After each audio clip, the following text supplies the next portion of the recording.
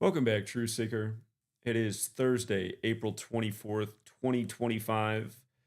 This broadcast is dedicated to at least a few truth seekers out there that are active participants in this channel. There's likely many other people who are in the same boat out there listening to this channel. Of course, in the world, there's many, many more people in this same boat. There's a word that social media does not like people to use, and it seems kind of funny because it's an important word to address because there's an epidemic right now around this word. And it's almost like social media is treating the word as if you say it, it'll make the problem happen more. But the word needs to be said so that it can be addressed. And a lot of people try to tiptoe around this word. Even I typically do because they say it automatically demotes your video just by mentioning the word. And that word is suicide. There's one young gentleman in this community. A lot of you know who he is. I'm not going to put his name out there. He's been a great contributor. He's made some great calls. And he is really thinking about doing it. And I've been talking to him behind the scenes about why I don't think that's the right choice. But just like anybody who's ever had that feeling, he's going through a lot of pain. And it's been dominoes in his life. The person he loves the very most in his life, he lost. Well, he's on the verge of losing. But then another thing that often puts people over the edge is a loved one or someone that they are in love with. And this young man, he doesn't live in the United States of America. He lives in a different part of the world. And where he lives, arranged marriage is still the common practice. And, even Sweet Lady, she's from Burma. Had she stayed in Burma, arranged marriage is still the common practice over there as well. But there's a young lady that he has feelings for. He's very much in love with her. They're friends. They enjoy being together. But she's communicated to him that her parents, it's just never going to happen in terms of marriage for those two because he's from the wrong religious group. He's not accomplished career-wise yet, and that's because they're both students. The parents want to set the young girl up that he's in love with, somebody who's more accomplished, an older man who already has a career and makes a good living. And essentially, it's a Romeo and Juliet story. And so I've been talking to him for some time about this and trying to help him navigate and say, well, maybe the ticket is to finish your schooling and get the career and maybe impress the parents. Maybe you'll never be in the right religious group, but if you can meet the other obstacle, the other hurdle, then perhaps, you'll be able to win over the parents so you can win the girl. And he was thinking that was the plan. And funny enough, it's almost like a movie. He's going to finish school in about a month. And just in recent times, the girl he's in love with, the parents found a suitor for her, and they began the process. They're going to have her married to this other man who's older, who's got a career going. And our friend in our community, he's horribly distraught over this. He feels like she's the one and only. There'll never be another. And I'm sure a lot of people, people who are older now, they probably remember once upon a time, maybe the first love of their life, might have not worked out for whatever reason, and they might have felt like it was the end of the world. And now it might be 20, 30, 40 years later, and they look back at that, and they realize, it was just the beginning of their life, and yeah, it was disappointing for that relationship to not work out or go as planned. But because they persevered and went on, they ended up meeting somebody else, maybe even more suitable, even possibly a better match. And then, of course, I'm sure there's a story out there that for a lot of people as well, that there was a relationship that was almost the one, and somehow a mistake was made, or this or that happened, and it never worked out, and then they never met another that was quite as good of a match. I mean, I'm sure that story happens as well. But I'm someone who tends to think that, eh, you know, some people have this idea that uh, there's one special match out there for you and only one. There's only one person you are meant to be with, and you will find that person. And it's a real romantic way of thinking. And I'm not saying it's wrong, but just from my own life experience, someone who's been quite a few relationships, and I've only been married once. Sweet lady and I have been together for well over a decade now, and married for almost as long. But again, I had some good girlfriends earlier in my life that would have been suitable for marriage and in a lifelong relationship, and it probably very well could have gone that way, and I would have been a happy person. But like a lot of young guys, I was always curious, and I always wanted another flavor, if you will, when I was younger, and I left a lot of good relationships and broke some hearts.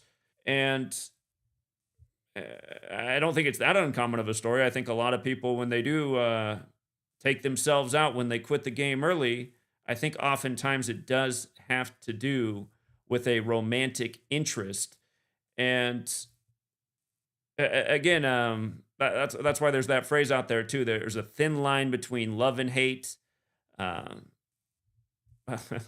a lot of times too, murders are committed over things that have to do with romance. You find out your sweet lady is shacking up with the neighbor when you're not home. Uh-oh, might be a it might be a triple homicide. Um, those things happen too. I mean, these stories aren't that uncommon. I remember my sister's best friend. Uh, how much of a game of telephone? My sister's best friend's sister. That's what it is. My sister's best friend's sister.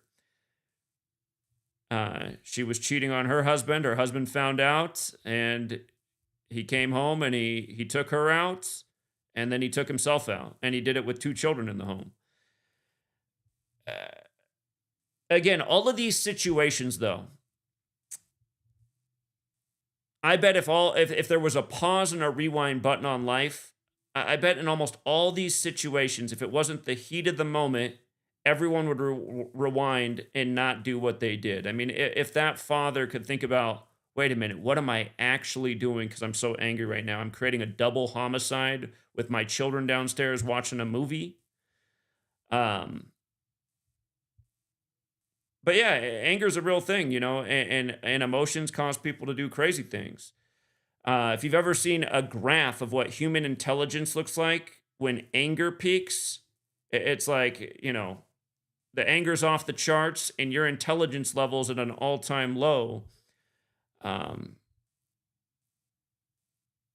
that's why it is important to have emotional awareness and realize that we all are kind of the same way and susceptible to the same things. And again, what's the phrase for it? I guess to get a grip in those moments, to take a breath, and sometimes that really can be the best thing to do, is just take a deep breath.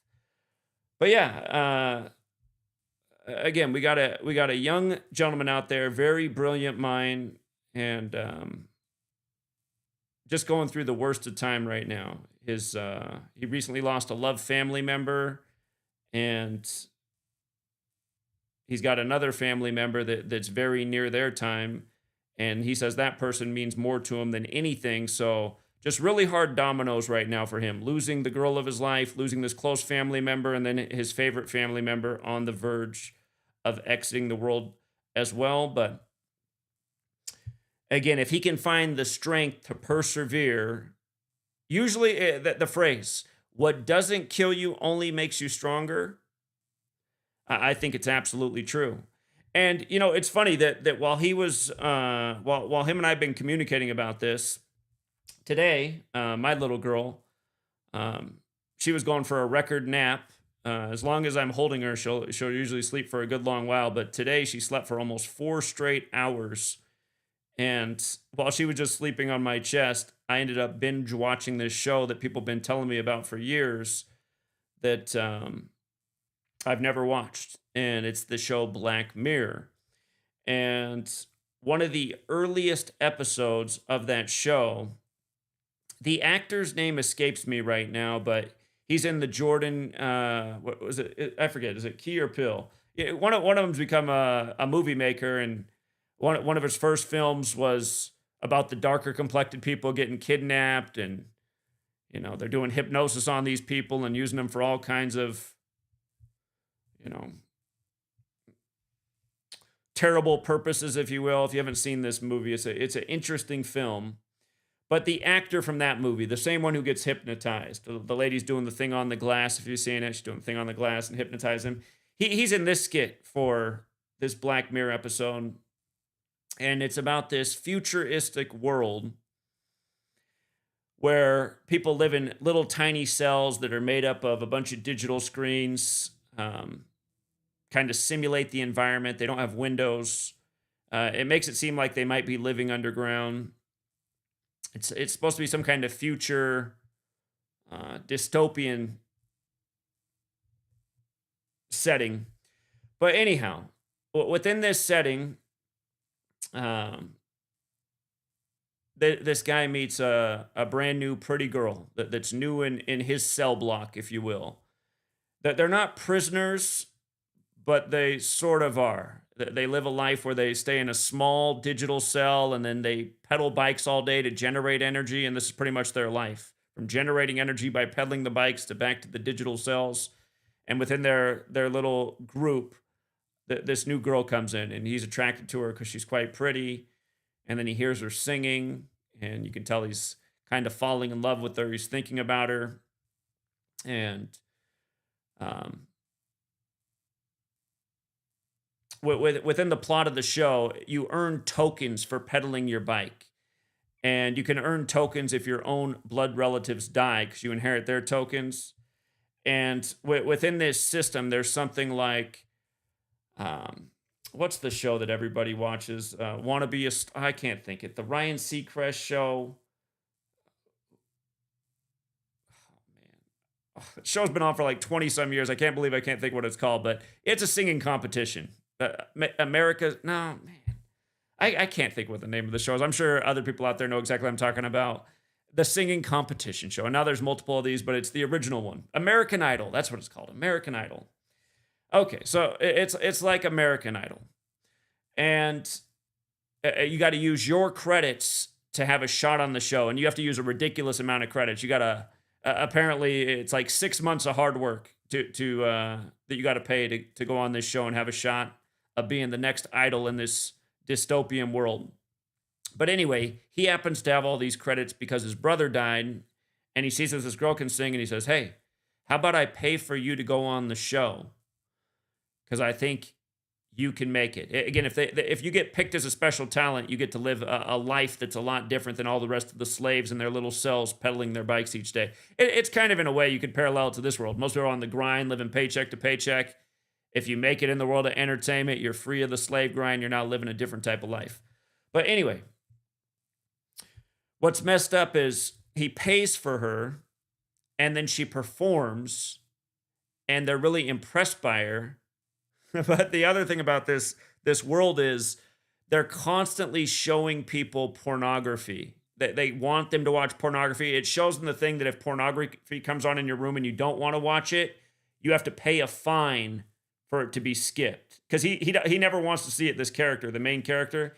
He doesn't want to see this. He's always skipping it and he's having to pay the fine. And again, this is because it's like some future world where they don't have people procreating. They're just maintaining their life, keeping them in the cell, having them work. They're maintaining their sex life through pornography. But anyway, when she sings, they're impressed with her singing, but they say, you know what, though? We don't really need any more singers in our world. What we need are more porn stars, and you're pretty, so we would like you to do pornography instead. And the guy who was in love with her, who wanted to see her free because she could sing and she was pretty and he just had these feelings for her, now he's horrified. He's horrified that she's going to get thrown into pornography. And you can tell she doesn't really want to go along with it, but they put a lot of pressure on her and it's better than the slave grind, so she goes along with it. So anyway, the reason this story fits in is because of what happens next. He goes into his cell and in a fit of rage because of what happened, he just starts beating his screens within his cell until they break and shatter into pieces of glass. And then he's got this sharp piece of glass and he's thinking about just sticking it right through his neck. But then he doesn't. He gets an idea. He realizes he is going to go on this show. And I think, you can't know exactly what's going through his mind. But he realizes he's going to work real hard. He's going to save back up his credits and he's going to go on the show himself. And I think, honestly, his first thought is that maybe he's going to go on the show and murder these people with this sharp glass object he has because they've done this to this girl that he's in love with. He wants to kill them for making her a porn star. And what ends up happening, and by the way, sorry if I'm ruining the episode. Sorry if this is a spoiler alert. Might be a little bit late. But I think it's highly symbolic that I saw this today while he's talking about it. And I hope he is out there watching because I want him to think about this. So anyway, he ends up saving up all the credits. He gets back on the show. And to save all the credits, what's he do? He goes crazy on the bike. He's just pedaling 1,000,000 miles an hour every day so that he can generate the funds way sooner.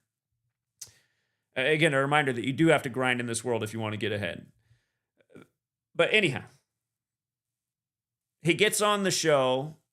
And at first he acts like he's a performer and he's doing his little dance routine. And he has a sharp piece of glass hidden in the back of his pants.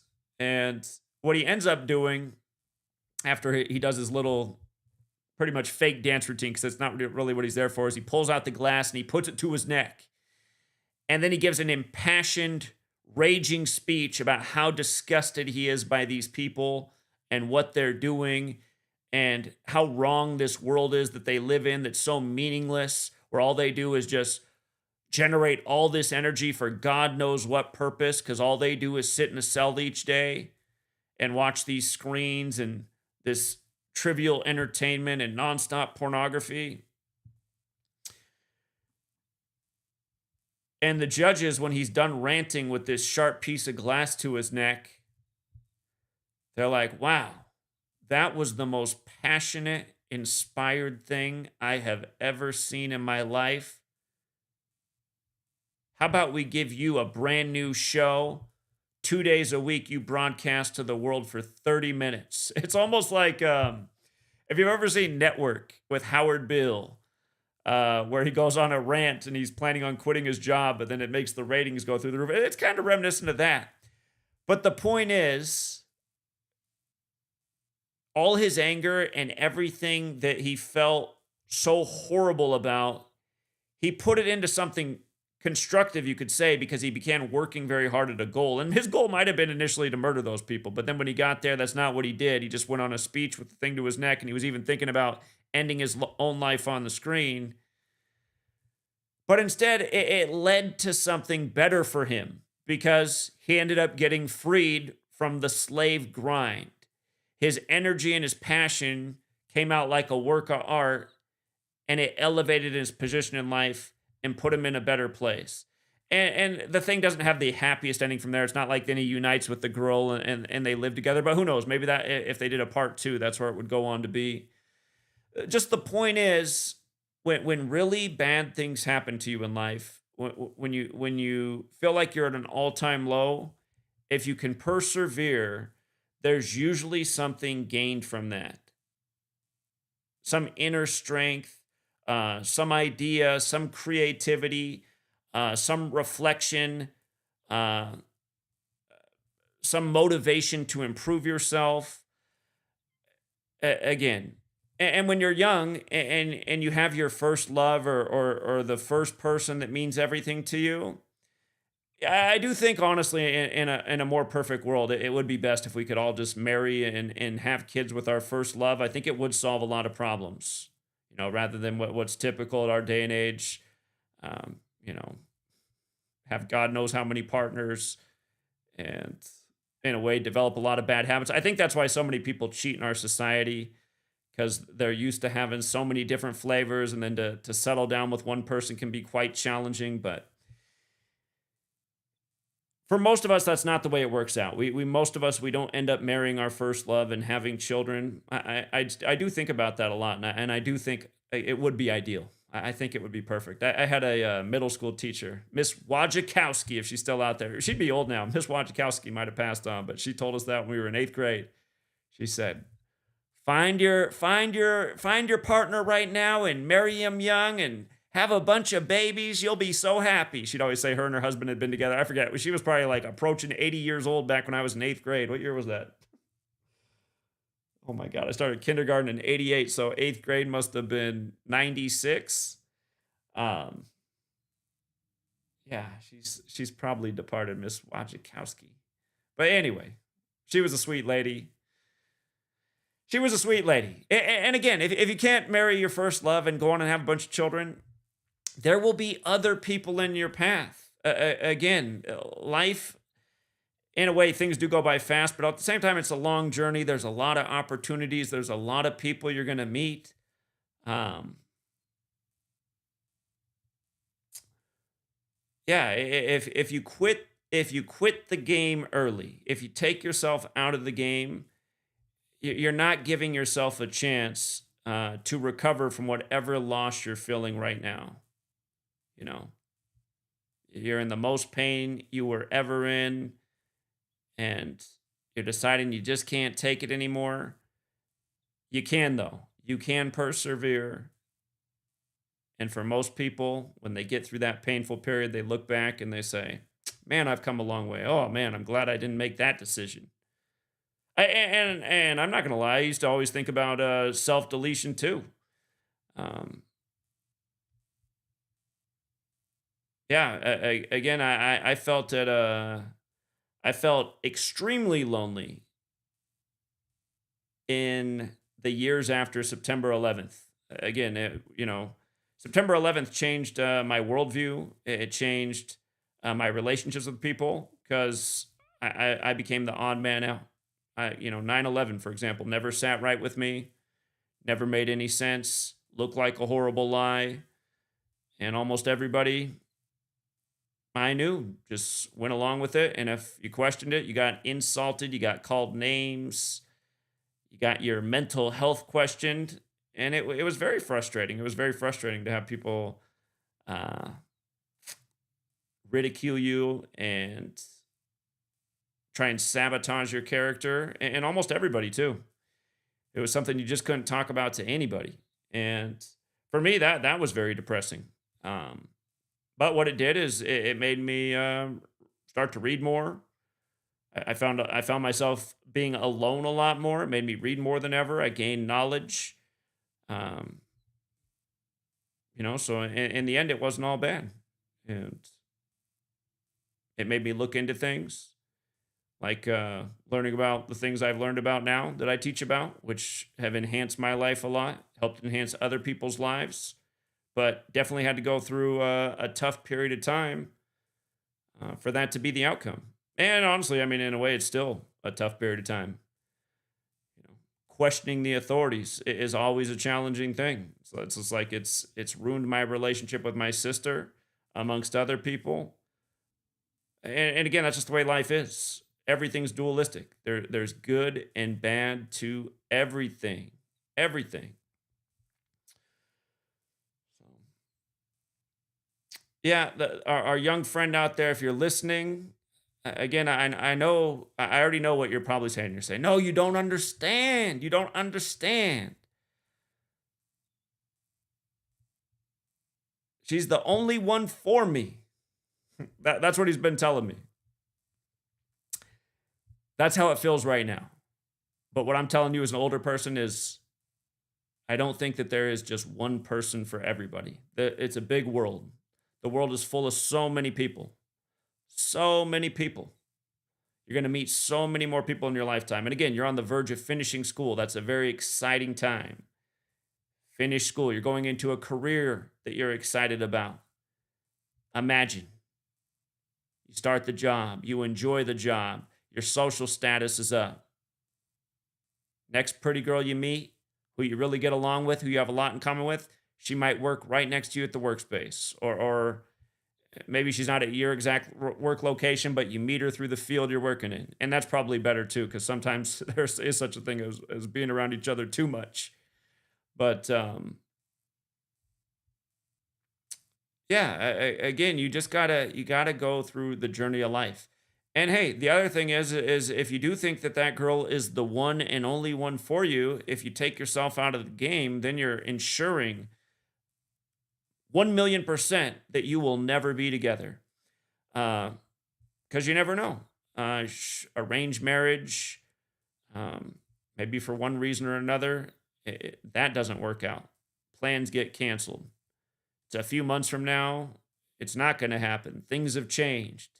You're out of school. You've got the career, and her parents are going, well, look at him now, and aren't they the ones that really connect with each other? Well, maybe that was the right path all along. But again, you take yourself out of the game, that is just not going to be a possibility. So yeah, perseverance. Perseverance, the word. I've said it 1,000 times before. I don't have any tattoos on my body, but if I had a tattoo, that's probably the one thing that would be written on it. Perseverance. Um, I've just always found that that's the thing in life that'll help you get through, that'll take you to the next level, that'll help you accomplish your goals. Maybe not as fast as you want to, but if you can persevere, if you can keep pushing along, if you cannot be discouraged by the crowd, if you cannot give in to your naysayers, you'll almost always reach your goals. And that said, I had a goal when I started this work on this channel to have a real impact on the world and try and wake up my fellow man to stop going along with the lies that are fed to him through the screens each day, to stop participating in the rigged selections, the politricks, and 12 years into it on the tube, and really longer than that because I've been doing things like this just within my own community way before I got on YouTube. And, you know, my goals are nowhere near accomplished, but I still think that if I keep pushing, I will have at least something close to what I've imagined in terms of the impact, in terms of creating a movement against these things that I see as destructive to our society. Again, news media, propaganda, totally destructive to society, pushes people along with horrible agendas that should all be stopped in their tracks, from needless wars to so many other things. It's evolved into young children mutilating themselves, et cetera, et cetera. But again, this is why I've always worked to help people see what news media really is: propaganda, mind control. It's not here to serve us. It's here to take advantage of us, use us, abuse us. Again, I want my legacy to be a world where people finally woke up to the big game on TV. Can it be done?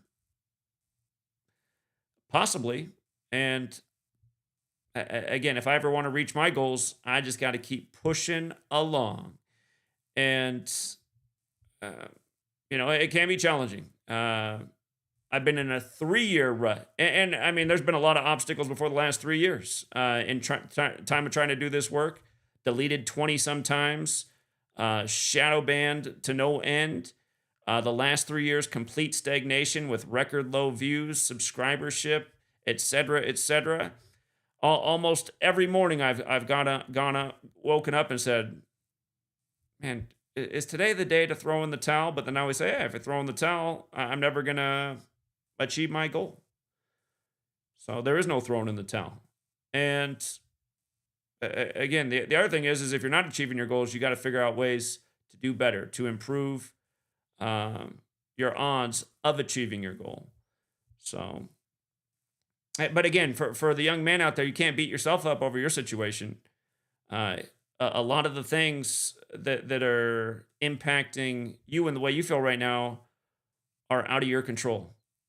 You can't control what religious group you were born into, uh, the age you are, and the parents wanting older, more accomplished. I mean, again, that's not a possibility. So you also can't beat yourself up for the things that are out of your control. But yeah, it makes me sad. It makes me sad that you're this young person is really contemplating this, and I'm over here maintaining the idea that he is going to pull through, but time will tell. And he's not the only one. Another gentleman in this community, a little bit older than him, it just again, a lot of us in this community feel like outcasts. We care about truth. A lot of our peers don't. For trying to discuss things within the realm of truth, going against mainstream narratives, we get demonized, we get ridiculed, and there's a gentleman in this community again who often goes through these dark feelings just from that. And what I noticed with his tendencies is oftentimes when he'd call me telling about how dark he feels, um, he would be under the influence of alcohol. And, I'd say to him, I'd say, when you call me up and you're talking about this, almost every single time you've been drinking. So do you think maybe the drinking contributes to the low feelings? And I know that gentleman's drastically reduced his drinking, and he's also drastically reduced his number of phone calls feeling that way. But I still see through his messages and calls from time to time that he's still feeling lonely and isolated. And again, if that's you as well, it's okay to take a break from doing this kind of research, doing this kind of work, trying to get your peers on board.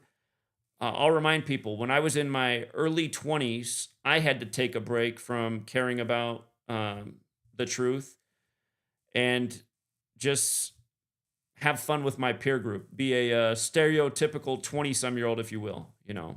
Go out, have fun, have a few drinks, smoke a few bowls, watch the game with the friends and pretend like it's not rigged.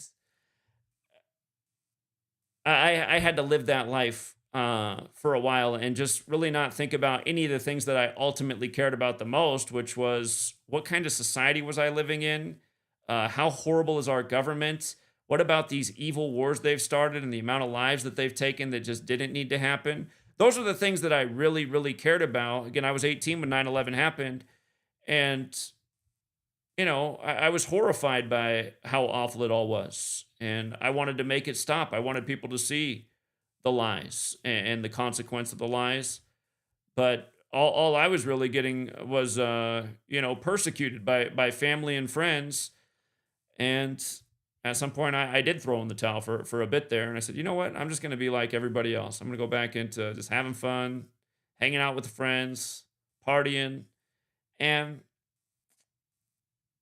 after so long though, I had to go back to my roots. I thought, well, this is fun, but man, there's another part of me that's saying, what about the mission? What about the things you really care about? What about the things you're passionate about? How are you going to get back on that path? And then you get back on the path. But yeah, if you need a break, if you need a respite, um, life is about balance too. And that's one nice thing I've had the entire time I've been doing this work. A lot of people say, Zach, how do you get back here and do this every day? How do you do this for 12 years straight? Talk about topics and put up all the ridicule and trolling and not reaching your goals and not being as successful as you want. What makes you come back day after day? Again, the one thing that I do have in my life is I got a great partner. I got a sweet lady, and she gives me a lot of balance. And again, I do understand why it is so important to have a significant other and that special person and the person you can trust and rely on and talk to and not feel so lonely with. So, again, relationships are an important part of life. And if you don't have, at least one person in your life um, that you're close with and you feel safe with and can talk to, that probably is something to prioritize. That is probably a necessary component um, to being able to,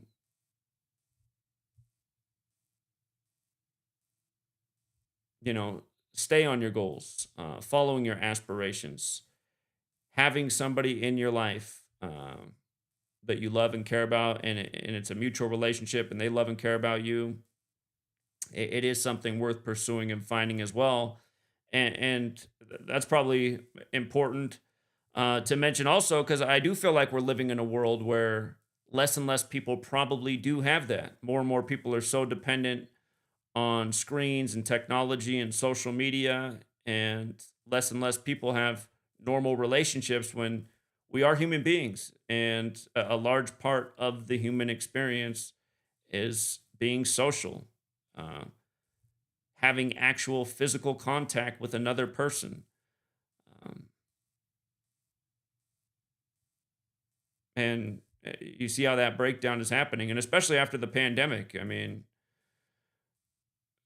for years, just people not living normal human lives, developing new behavioral patterns, becoming more independent. Um, it was like introducing uh, a purposeful societal breakdown. And as I mentioned that, that did cause a schism in a lot of people's life. This same young person I'm talking about, who's thinking about just ending it all, uh, he was supposed to travel and go to university at the time that the scandemic happened, and all of that got canceled for him.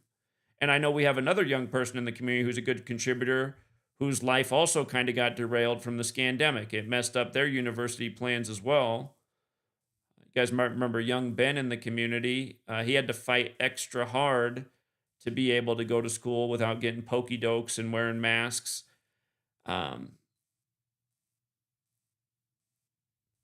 so yeah, again, there really are a lot of obstacles in the world right now, probably more than ever, more challenges than ever. But perseverance, just the ability to say, okay, you know, I will overcome this one way or another. One day at a time, I will overcome this problem. As horrible as I feel about this right now, I know that as time passes, I'll feel better. And yeah, it is harder when you're younger. And I think a lot of people who do take their own life, especially over romantic things, I think it more often than not does tend to be younger people because there's a greater emotional response at that age. There's less life experience. But yeah, again, if you can imagine moving on, or maybe you can't, but just try to imagine it. Try to imagine 2 years have gone by, maybe the love of your life at age 20. You didn't land her for one reason or another, arranged marriage, whatever. But imagine it being 2 years from now. You're well into your career. You're enjoying your career. There's some cute girls in the office. You're a handsome guy. They're flirting with you. Now your problem is which of these cuties that are flirting with you that have similar interests to you, which is the one that you should make the move on. I mean, that might be the new problem 2 years from now. That might be the new dilemma. And sure, you might always have a spot in your heart for the girl who got away, but again, it's a big world, a lot of people out there, a lot of opportunities, and especially when you're in your early 20s. So, okay. Okay.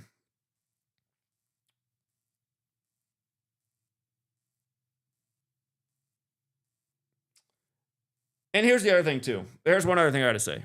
There's a few people in this community who, when I don't respond to their emails, um, they get really angry and they feel like I'm ignoring them.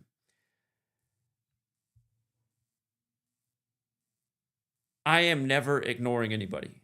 I don't have time to check all of my messages. Sorry, I saw a message right now. Don't let text messages not being responded to, emails not being responded to. Don't let those types of things upset you. Um, I almost just missed the time growing up before everyone had computers and internet and all this digital communication. This digital communication leaves so much room for misinterpretation. You know, once upon a time, nobody communicated electronically. This just did not happen. There were no text messages, there were no emails. If you wanted to talk to somebody, it was either in person or on the phone. And even on the phone, things can be misinterpreted because you can't see body language, but still, it's usually easier to understand by somebody through the phone because you can hear their tone of voice. You can hear if they're laughing, you can hear if they're angry.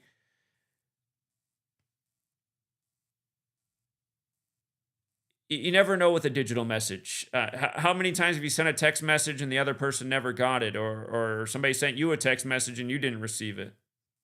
Or some people's phones are really busy. It's like me. I have every time I pick up the phone, I got at least 15 new text messages, and you know, 15 text messages. You might not see the 11th, 12th, 13th, and 14th ones down there. Um, yeah, it just this age we live in, there's just so many little things that if you let them annoy you, they will. And uh, yeah, but okay. What I'd like to do is open up the phone line. And for anybody out there who's ever, I mean, you're on the phone, so you're mostly anonymous, right? You don't need have to say who you are. I'm not going to say who you are. And plus, I probably don't know who you are unless you're one of a few people that I have their number saved in my phone. Um, I know there's a lot of people, especially in this community, who've had ideas of taking their own life. And if you're somebody out there and you've gotten through a tough period, or maybe you had a similar story, uh, there was a loved one who got away from you and it felt like the end of the time, but you've gone on and you're happy you didn't push the end button. I think it'd be nice to share your story because I know we got one person out there who's going to listen to this show, and you never know, it might be your story or your voice or the way you communicate something that will help them get through what they're dealing with right now. And if you would like to call in, the number is up on the screen. It is the 509 number. It is 509-560-4982. And yeah, the topic of the night is perseverance. So if you have any story relating to perseverance, overcoming a problem, um, that would fit. But yeah, if there's anybody else out there that would want to share their story of how they might have been near the self deletion, but they overcame, again, it could be a lifesaver for a young gentleman who's out there in this big old world. I imagine listening as we speak. So, all right, we got our first caller. And 408, you are on. All right. Hey, Zach, I did just want to say I'm glad you're watching Black Mirror. I remember when I was a few years back when I was a senior in college, we actually had a class where we watched some of the episodes of Black Mirror. And it was a good time because it was shortly after I'd come across your channel. And yeah, I do remember that episode that you mentioned at the beginning of the show. But yeah, there's a lot of in that, I mean, obviously you don't have to watch every single episode, but there's a lot of episodes that are just a lot of them. Even it's probably been less than 10 years since that show came out, and there's a lot of things in today's world that are very reminiscent of things that were shown in that show. Like, have you seen like those robotic dogs around? Well, I remember they were talking about those when the scandemic was going on. So. All right, yeah, there was a Black Mirror episode with those robotic dogs and how they like turned on humans and they started like firing. I don't know what they're firing something at humans and killing them. And I was out the other day and there's this kind of street fair going on and they had robotic dogs there and I was like, wow, look at that. But yeah, that show is very worrying in my opinion. The second thing is we're talking about kind of depression and getting over girls and all that. Yeah, I've never wanted to take myself out, but yeah, there have been times where I've been depressed, and actually, it wasn't that long ago, probably less than 6 months ago. There was a situation where I was going after a girl, and then, but then when I realized I wasn't going to get her, that's kind of where things kind of turned, and it kind of made me realize, you know what, I have to act. And then what ended up happening was I ended up getting a different girl, and now she's my girlfriend. And last month I actually took her to a party where this other girl that I was previously interested in was, and it was funny, they actually got along. And then the other girl texted me afterwards, and I could tell she was kind of jealous. But it just kind of goes to show that you do have to put in a little bit of effort. You can't just like I understand that people do get depressed because yeah, I have been through that, but you sometimes depression can be a wake up call and kind of forces you to go out there and act. That's what I'll say. Yeah, indeed it does. What could you say to the young gentleman right now if you could just give him one piece of advice? I would say that there's she's not the only one out there. That there have been times where I've pursued girls that I thought were the one for me, and turns out they weren't. There will be other girls out there. I mean, just you don't have to get every single girl that you meet. You don't have to get the number of every single girl that you meet, but if there's someone that you seem like you're getting along well with, maybe ask for their number after a while and see where things go from there. Yeah. Again, if you're out there listening, just for people who are older, they know that the world's a big place, and there's a lot of very interesting and lovable people out there. You might have found a great one, but again, just life circumstances are preventing it from being what you want it to be. You just got to keep moving along. You never know. You could find an even better flower. So,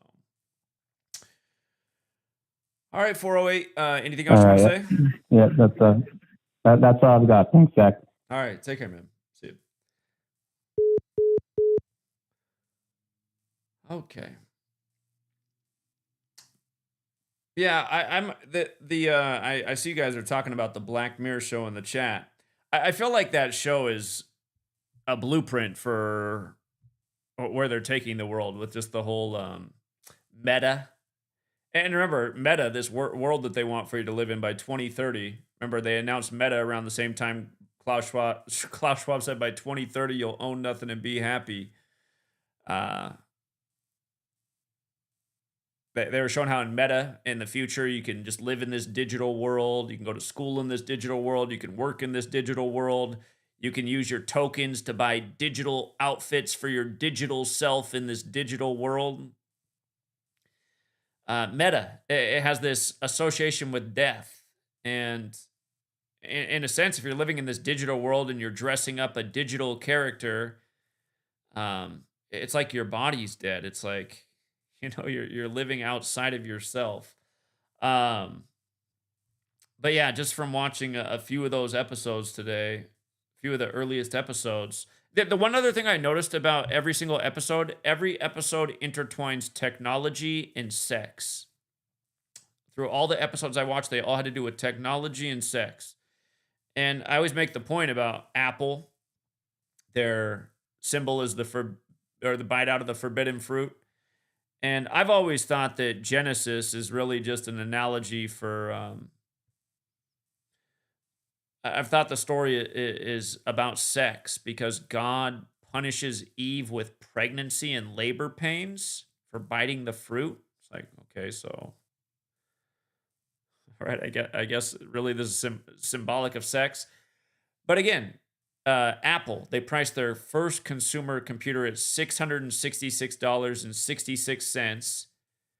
Back in the day before the internet was a thing, I remember growing up in Portland. It's funny. I didn't realize it growing up as a child, but Portland, Oregon, where I grew up, has the most strip clubs per capita. And I noticed growing up that there were pornography stores everywhere in Portland, like how there's Starbucks everywhere now. In Portland, for whatever, and maybe it was true in every city. I grew up in Portland, so my perspective was Portland, but there was like porno shop, XXX stores seemingly on every other corner in Portland. You'd see it everywhere. There's the XXX sign, and I don't know why that is. I don't know why. I don't know why Portland would have more porn per capita than any other city, but seemingly it did. Anyway, the point I'm making about XXX is you learn the gematria thing. X is the 24th letter. The numerology of 24 is 2 plus 4 is 6. So XXX is 666.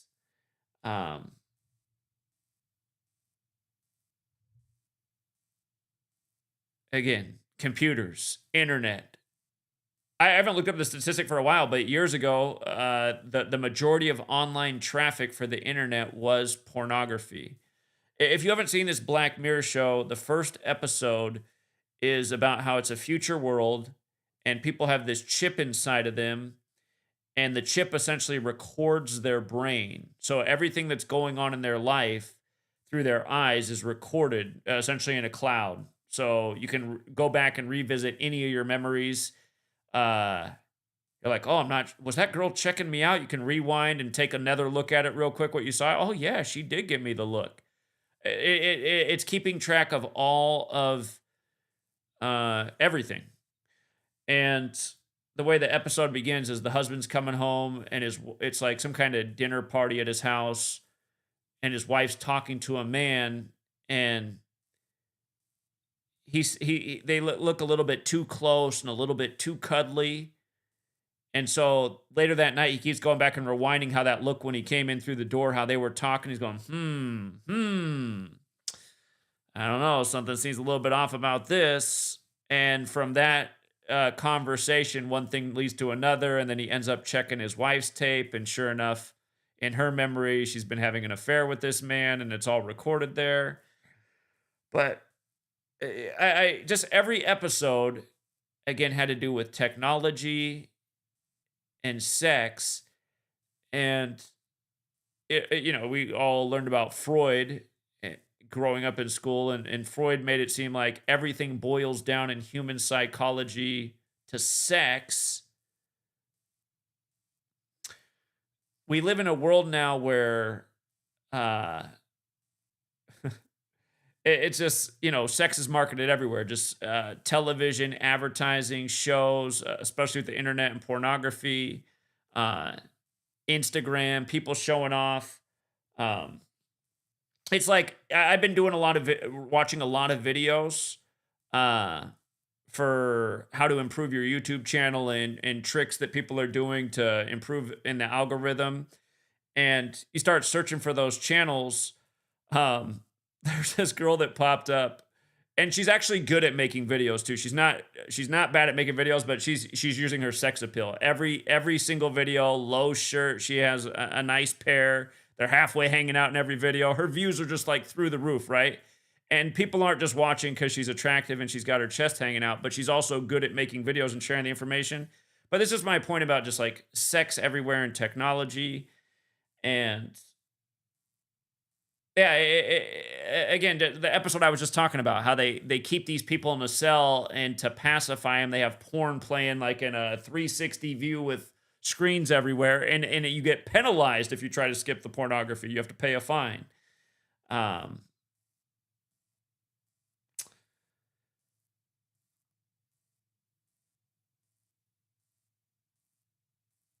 yeah, it is kind of just disturbing, and also how the way this show is made, and it really, I feel like what they're showing in that show is what they have planned for the future. I was saying how they want us in these 15-minute cities with, we're saving the earth, we're fighting the climate change. These people like live in some underground bunker and they pedal on bicycles all day to generate clean energy, but their lives are just being kept in cells, and because they're not allowed to have normal relationships, they just watch porn all the time. It's just,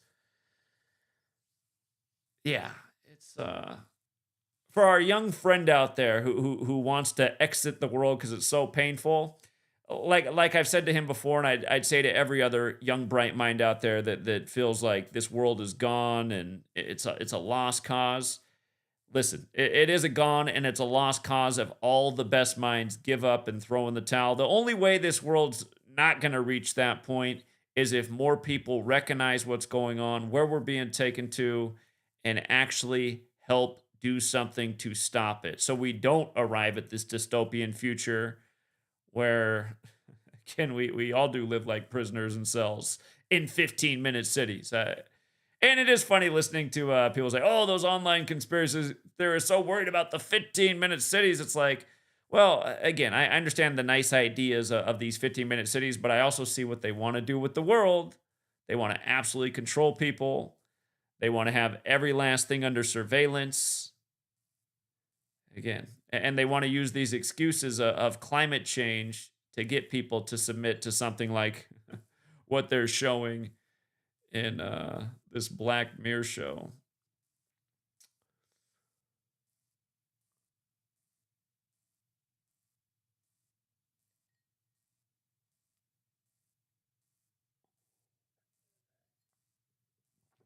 Okay.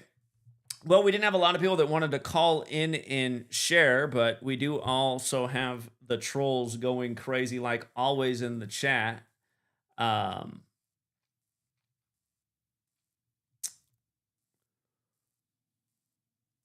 Nobody out there has a story to share about perseverance, overcoming, getting through something painful, or maybe those stories are just too personal to share.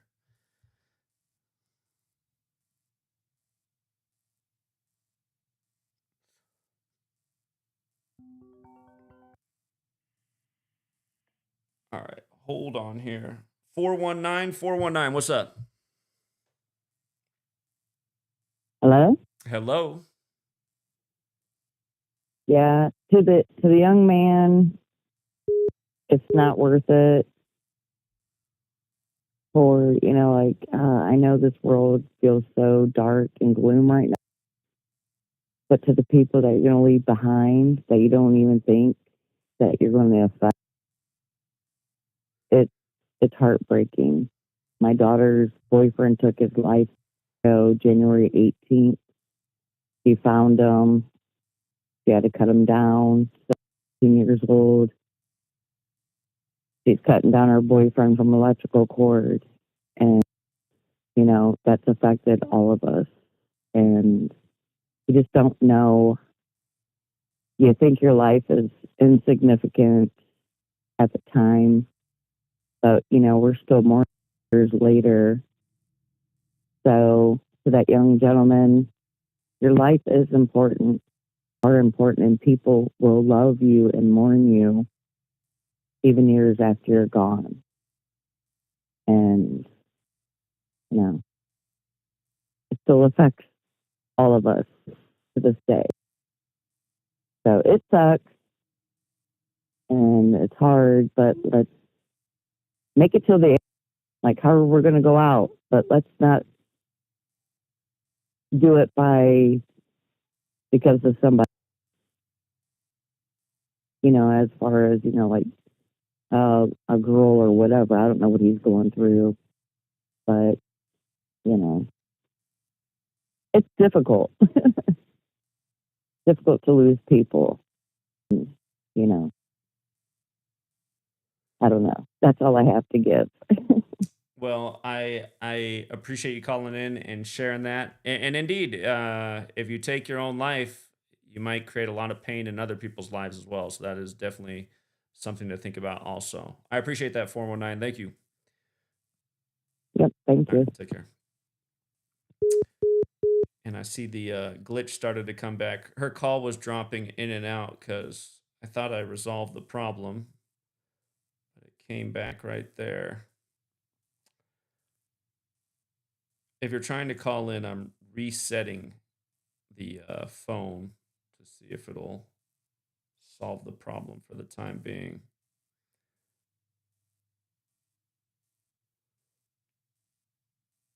All right. If you are calling in, please only call in on topic.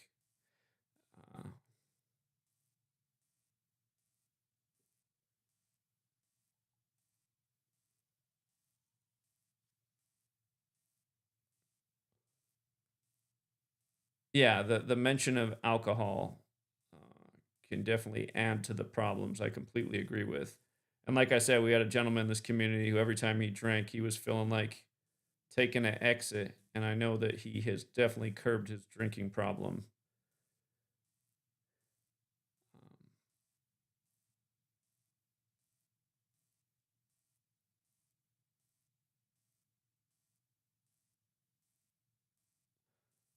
1 second, 630. I have to do something after resetting the phone to get you on here.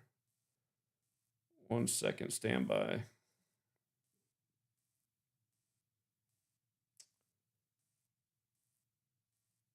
Okay.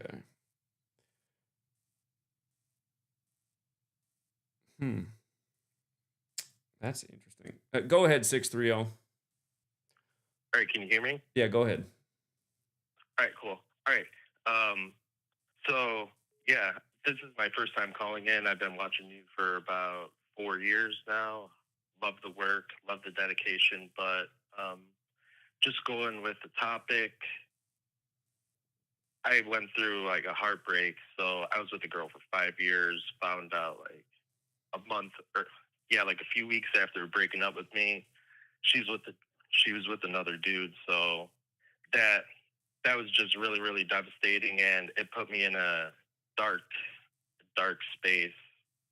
And even after a few years, like I'm still trying to pull myself out, but the road always gets better. In my case, sorry, I'm a little nervous. It's just a lot to spew out, and I'm still going through issues from this. But my thing, I would just say is just find a way to keep yourself busy and just make sure like you don't take your life, because obviously like they're a big contributor to the community, and like nobody. Sorry, I'm. I apologize. I'm just nervous. You sound good. I wouldn't even know you were nervous if you didn't say so. Your voice is very clear. Okay, yeah, but I actually had an aunt take her life when I had to be 7 or 8, but my family still mourns from that loss, and that was 20 years ago. So people, even though you may not be here, the people who are close to you will actually still deal with the loss. So just keep your head up, stay busy, and just stay positive. That's the most important thing I would say. Yeah, it can be a That's all I challenging thing to had do. share. Sure. Yeah, again, similar story with yours, just disappointment with your loved one, but again, keeping your head up, moving along, the pain lessens, and um, again, more doors will open. So I don't know if you found somebody else, but no doubt in time that will happen. So Yeah, definitely. Like things weren't good. Like just it was like a domino effect of just like bad events happening, like loss of a girlfriend, and then losing a job. But I have a better job, better pay, so things always do work out in the end. It's just being patient with the process. indeed, yeah, patience is a virtue. So All right. Thank you for having me on. all right, friend, appreciate you calling in and sharing your story. You take care. All right. Bye. Bye. He called in before I set up the Bluetooth, so it wouldn't let me switch it over. A few other people were trying to call in during that call. It's not a call board, so you got to get through when the line's open. The line is open if anybody wants to phone in. Um, Interesting. Why is it not letting me connect now? That's weird. Well, what's up, 510? Hello? Hey, what up, Zach? Yeah, I got one too, man. I was just eating, but you get straight to the chase. Yeah, so all the people are same age as me and probably younger. I'm 27. Got in a relationship when I was 18, and it lasted for a good 7 years. And I really thought that was the one. Guys and girls in the chat, and I was really in love, bro. First love ever. Think that I was perfect. But then life started to life. Actually, no. Actually, it was social media, honestly. And like you were kind of alluding to, like social media and just like that. I feel like that had a real part to play in it because, she wanted just to be shown on social media. And I was more of a private guy, not really, So that kind of, ultimately kind of ended it. And certain little things happened. And, when it ended, I was lost, not gonna lie, I was in a dark place. But the thing that made me persevere was just telling myself I've been through way worse things and situations than, just a girlfriend and having feelings, what helped. What made me persevere was just working out, breathing, reading, and then, just like you're saying, Zach, and other callers, it's more women than men in the world, guys. I'm kind of speaking to the guys at this, but it's always remember it's more women on this earth than there are males, and it's always a more efficiency, like Zach says as well. Things that helped me was like that as well, and just like walking, and just kind of, I don't know, like really just meditating. I mean, that was one of the biggest things for me, just working out, meditating. And even like, yeah, it wasn't really the relationship that made me want to take my life. I wanted to take my life really like when I was around like probably like 12 or 11. I started like hanging myself off my bed and shit. Just because like that was probably like the worst, lowest I've ever been in my life and stuff like that. So, I've always persevered through things like that. Just, you always got to remember, if you do that, you're just being selfish.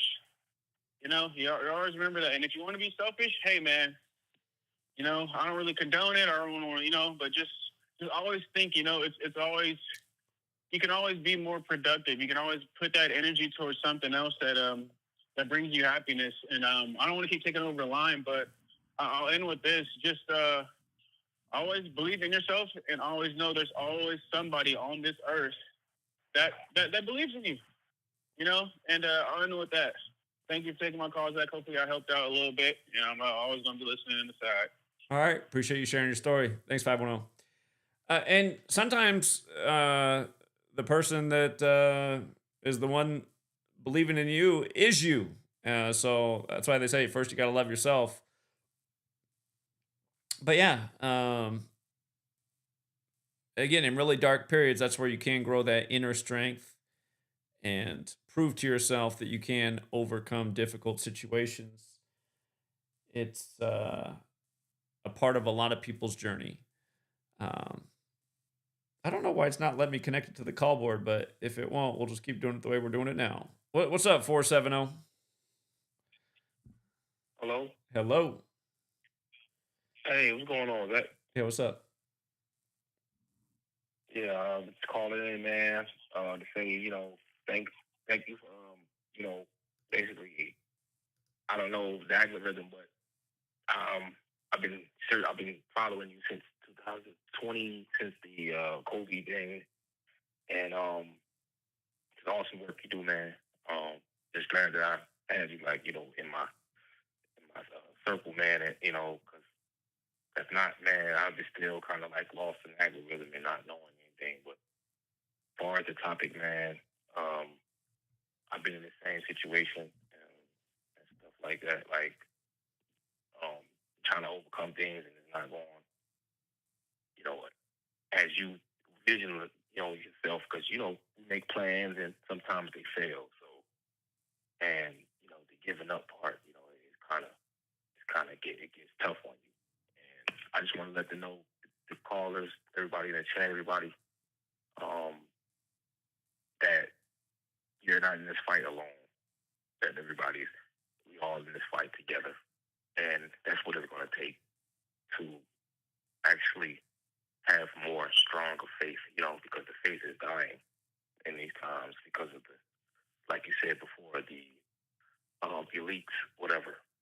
They are pushing that agenda, right, to like strike fear in us, Indeed. and we need to recognize that, right, as a people.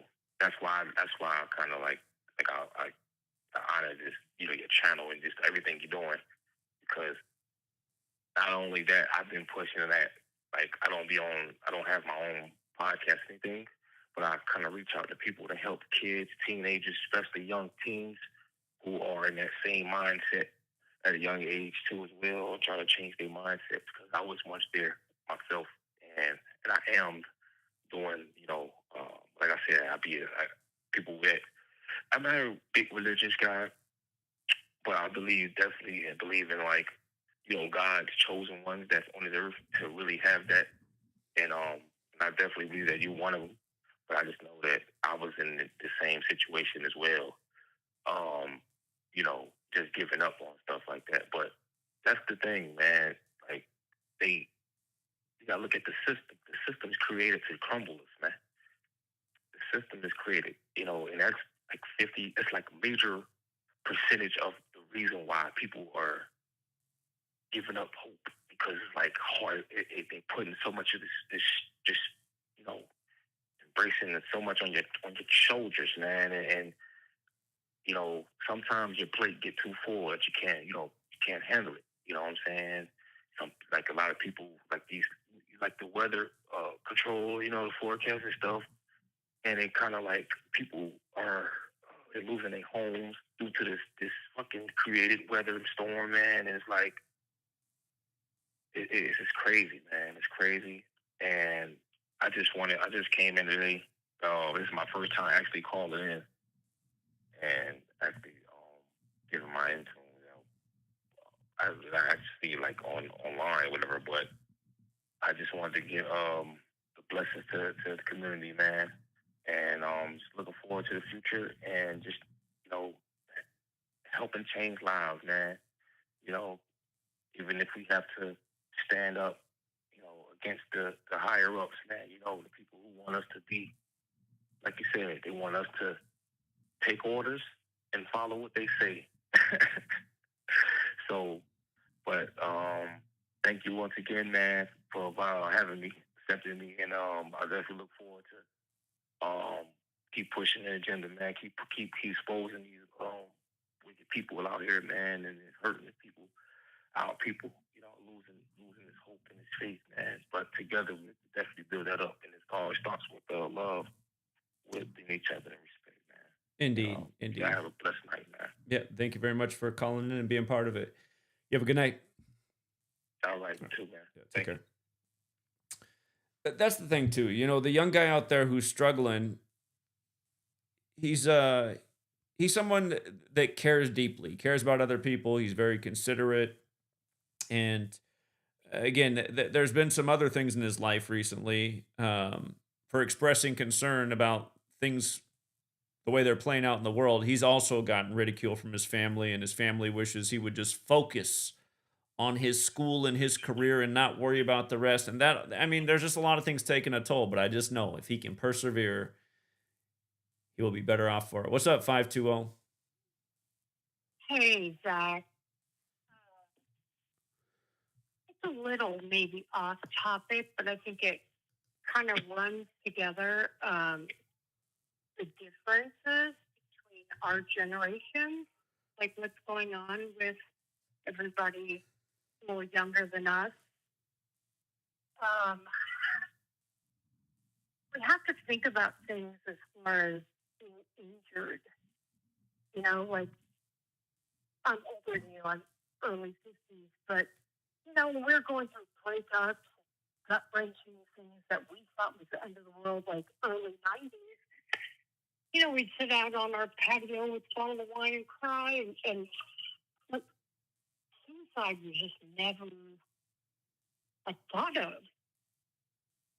You know, like it just wasn't something that you even thought was just never entered your mind. Like we had these kids out in high school cutting themselves and stuff that we didn't have. And when you see huge changes like that, you have to look to the environment. And in other countries, when they don't have the numbers that we have in all of those things, it's like when you start with the vaccine schedule, they get 70 by the age of 5. What changed? When you and I got maybe 12, and as you know, Ruby would get 37 by the age of 2. Like what's in, you know, what's going on when the air, food, and water is poison? We have frequencies, there's no potassium in the banana. The brains everything starts at the neurological point. Do you know what I mean? Like, people are people. A human is a human. That's why you can give fish antibiotics to a dog or take them yourself. A body is a body is a body. Nothing has changed except the poisons. I see homeless people and I look at them as victims. You know, I hate the asshole that's like, he can get a job. Well, he might, I mean, he was poisoned and he lost his birth certificate. Doesn't have an address. His birth certificate. It's like it all starts from one place. So our brain is no different than the brain, you know, of like where Sweet Lady came from. But the way they behave is different. We're an experiment. It's working well. Do you agree? Yeah, yeah, indeed. Like, what else is there? There's like nothing that people's ability to cope. I have 2 teenagers, and they were homeschooled, unvaxxed. I'm one of those moms, and they're so much superior. They're so much more grounded than other kids. I'm lucky they've had the same, you know, friend group since age 5, but all the other teenagers, they're so messed up. 1 in 6 boys is on Adderall. Merck makes $500 million a month just off of Adderall. Sure. Yeah. So, like, so, you know, suicide now is, it's not something to poo-poo. It's not like, oh, well, we didn't do it.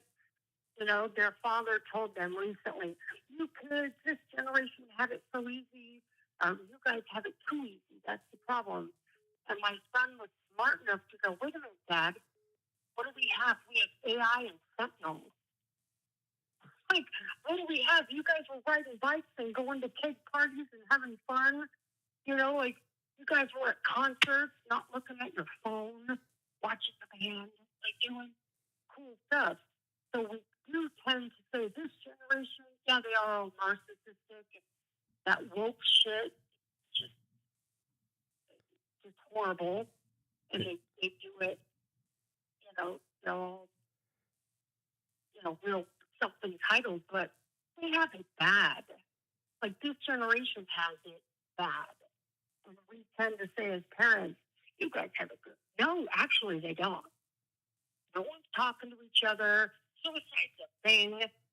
These teenage girls is more prevalent in girls. They're at home cutting themselves. I grew up in the 80s. Like, in fact, Winona Ryder was my best friend going through junior high and high school together. We were on the punk scene. No one was cutting themselves.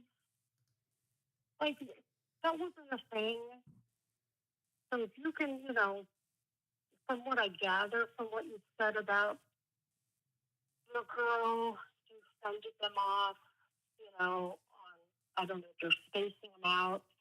But that's what I started to do. I thought with my daughter, I'm going to space them out. Because my son got a vaccine injury. And then as soon as she was born, I did none. And every school has a little exemption sheet. They just don't tell you about it. Just fill out the exemption sheet. We're lucky in Arizona, you have a personal belief, religious, or medical. Your personal beliefs, if you want to put them in the, places, if you want to do school. But the kids are only as safe as the jackass at the next desk. 520, 520. I'm going to let somebody else get in because your call's breaking up. But thank you for being part of the show tonight. I appreciate it. You have a good night. All right, 818. What's going on, 818? Hey, Zach. How's it going, man? Yeah, what's up? Hey, man. Yeah, just, I like to come with a sort of a tough love approach and all this type of stuff. As young men, we've all had our hearts broken and then gone through situations where we think that we can't get out of, and it's just an experience of being young. And, for any young person out there that's feeling that way, all I have to say is that, time passes and wounds heal. And just, as far as young men go, just, grow a pair of balls and just live life. Shit is hard. It's not going to be the first heartbreak. It's not going to be the last heartbreak. Partners die, partners cheat. Shit happens. Everybody goes through shit. Everybody has a reason to take themselves out right now. And we don't because, like you said, we persevere. If you really think about it, there's really no point to be here, for being here for any of us. Things are not going to get better. I give you credit for trying, and all of us try, but it's not going to get better. And there is really no reason for us to be, breathing. We persevere, we find love in other things. We gotta love ourselves, As a young man, you gotta work out. I bet you this young man is not in the best shape that he can be in. Maximize yourself in the gym, eat healthy, pick up some hobbies. You'll meet somebody new, they'll break your heart. You'll meet somebody else, you might get married, you might be married for 50 years and then they pass away, and then what, you're gonna end it all then? It's being young and inexperienced and doing anything that's gonna hurt you or make you not be in this earth any longer. It's just not a wise decision because there's no coming back from that. But you can always make the choice to make your life better. Sure. And just to comment on something you said about how things aren't going to get better. We don't know that for sure, but the direction of things does not look good. Even though the world, there is a lot of things to be distraught about, there's still beautiful things in life. And that is why we continue to persevere and live on. You just got to enjoy the things that are good. And rather than dwell on what's awful, again, I try to do something positive to change what I see is wrong with the world. But still, as bad as things are, there's still plenty of beautiful things in the world. And those are the things that make life worth living.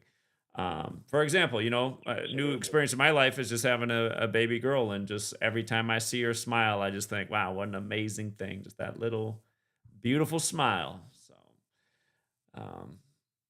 but yeah, and then my next thought is, man, if we don't make this world better, what kind of world is she growing up in? But go ahead, friend. So yeah, I met you out here in LA with my son. At front of the Staples Center. Okay. And, I'm separated from his mom. I don't see my son every day. I don't, and that's tough. And that's, I thought I found somebody that I could, grow up with and grow old with. I didn't foresee myself breaking up and then not seeing my son every day. That's more of a reason to think about negative things than it would be from a little heartbreak, being in my 20s, and I had that as well. So my point is that, bad shit is going to happen throughout your life, and your loved ones are going to die as you grow older, people, your friends. That shit will happen. And like you said, you got to find, there's always going to be something to find hope in, beauty in, and you just got to persevere and move forward. And I still see my son every other weekend, once, maybe 8 times a month, which, I want him to grow up with me, and it makes me sad, but at no moment am I going to believe myself because the situation sucks, And I'm not doing that for him. I'm doing that for myself. It's like the young man, like everybody's advising him to not do something that is going to hurt his family. He should do it for himself, for his future self. Yeah. And if his future self can come back and say something to him at his moment, his future self would tell him that everything is gonna be okay. That everything did work out. I agree. Yeah, I completely agree. So, yeah, that's all, man. Thank you. Thank you for your time. All right. Thanks for coming out when we were in LA. I appreciate it, man. You have a good night. All right, take care. For the person in the chat saying, what's the phone number? I don't know if you're under the influence or something, but the number's right on the screen. So I'm thinking if you cannot read the number on the screen, might not be in the right frame of mind to call in either.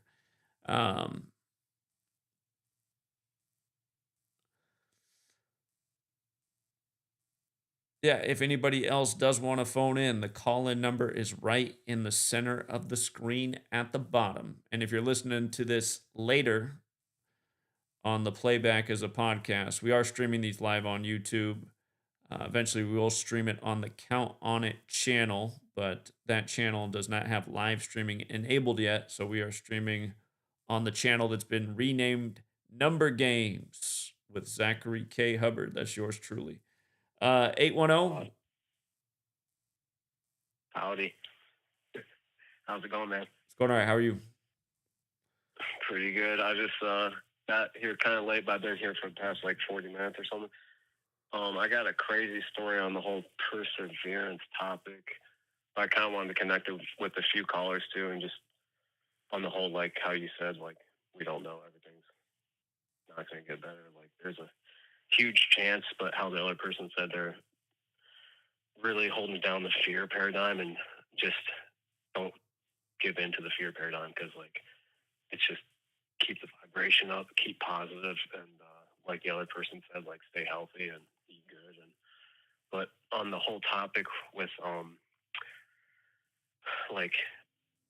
and how everyone's going to self-deletion as the term now, that's just trying to program people into seeming more machine, I think. I agree. It's annoying, but also it's just, if you say the actual word, they punish you, and then they make it so nobody sees it. It's like, why can we not say the word? What is this about? Yeah, right. I wonder what the numbers, like self-deletion, comes up as gematria. I wonder what. But yeah, so my first love had an experience where she's not here anymore, so I don't know what actually happened, but she was found like hanging in her apartment in Detroit with the door kicked in, and shortly thereafter, so right before that, the same year, her mom and dad died, and her dad was like ex-military, and he was posting a whole bunch of he was getting drunk and posting YouTube videos about like military stuff. I never watched them, but I always thought that was weird. And then he just ended up like dead, and then she ended up dead, and then her brother died too. It was and I was living with a geneticist from Stanford at the time, and I don't know, it was just like kind of interesting because I was thinking like their whole genetic bloodline got wiped out. It was just like kind of weird. And but yeah, just like staying positive through all that is pretty intense. I got like a literally like pardon my fucking nut chopped off. Sorry for swearing, bro. But with an instrument, remember what Crocodile Dundee had, dude? That it's called a bull roar, the instrument. I don't remember. It's been I don't think I've seen one of those movies since the 80s. I know, like it's been like '92 since I seen it. I was like a little kid, but yeah, I don't remember that part, but that's what everyone remembers it from. But it's like this piece of wood, like a boomerang, really sharp, and you swing it so fast it cuts the sound out of the air, and it's like, and I had to go in full speed, and yeah, whack straight to the groin. So I couldn't really walk around for like a year too much. I had like a block radius, and that whole event with my first love happened. I was just like, man, I'm like a high energy human being that like always drums and runs and plays basketball and stuff. And I was like, I couldn't really sit down and drum even. And I was like, wow, this is really horrible. Like, so that was like hard, but now I'm like to the point where I'm like physically able again. So I'm like super thankful just to like be able to walk. Like when people don't go through like major injuries, they're really like not thankful for everything that's like just on an everyday basis. Just the ability to walk is like, and just, you know, have some space. But the programming and everything is just so heavy, so I can see how everyone's getting down. But that's my like personal, just preserve through it, stay positive, still like be productive and care about everyone and try to spread the truth. I just seen your recent, it might have been a month ago, a video on your channel with gematria being like the most important topic in the community or whatever, truth community. Okay. And I was waiting for you to say something. I just wanted to say that I think it really is, honestly, dude, like for real. So good work and nice. And I've been spreading it to people, and everyone's really it.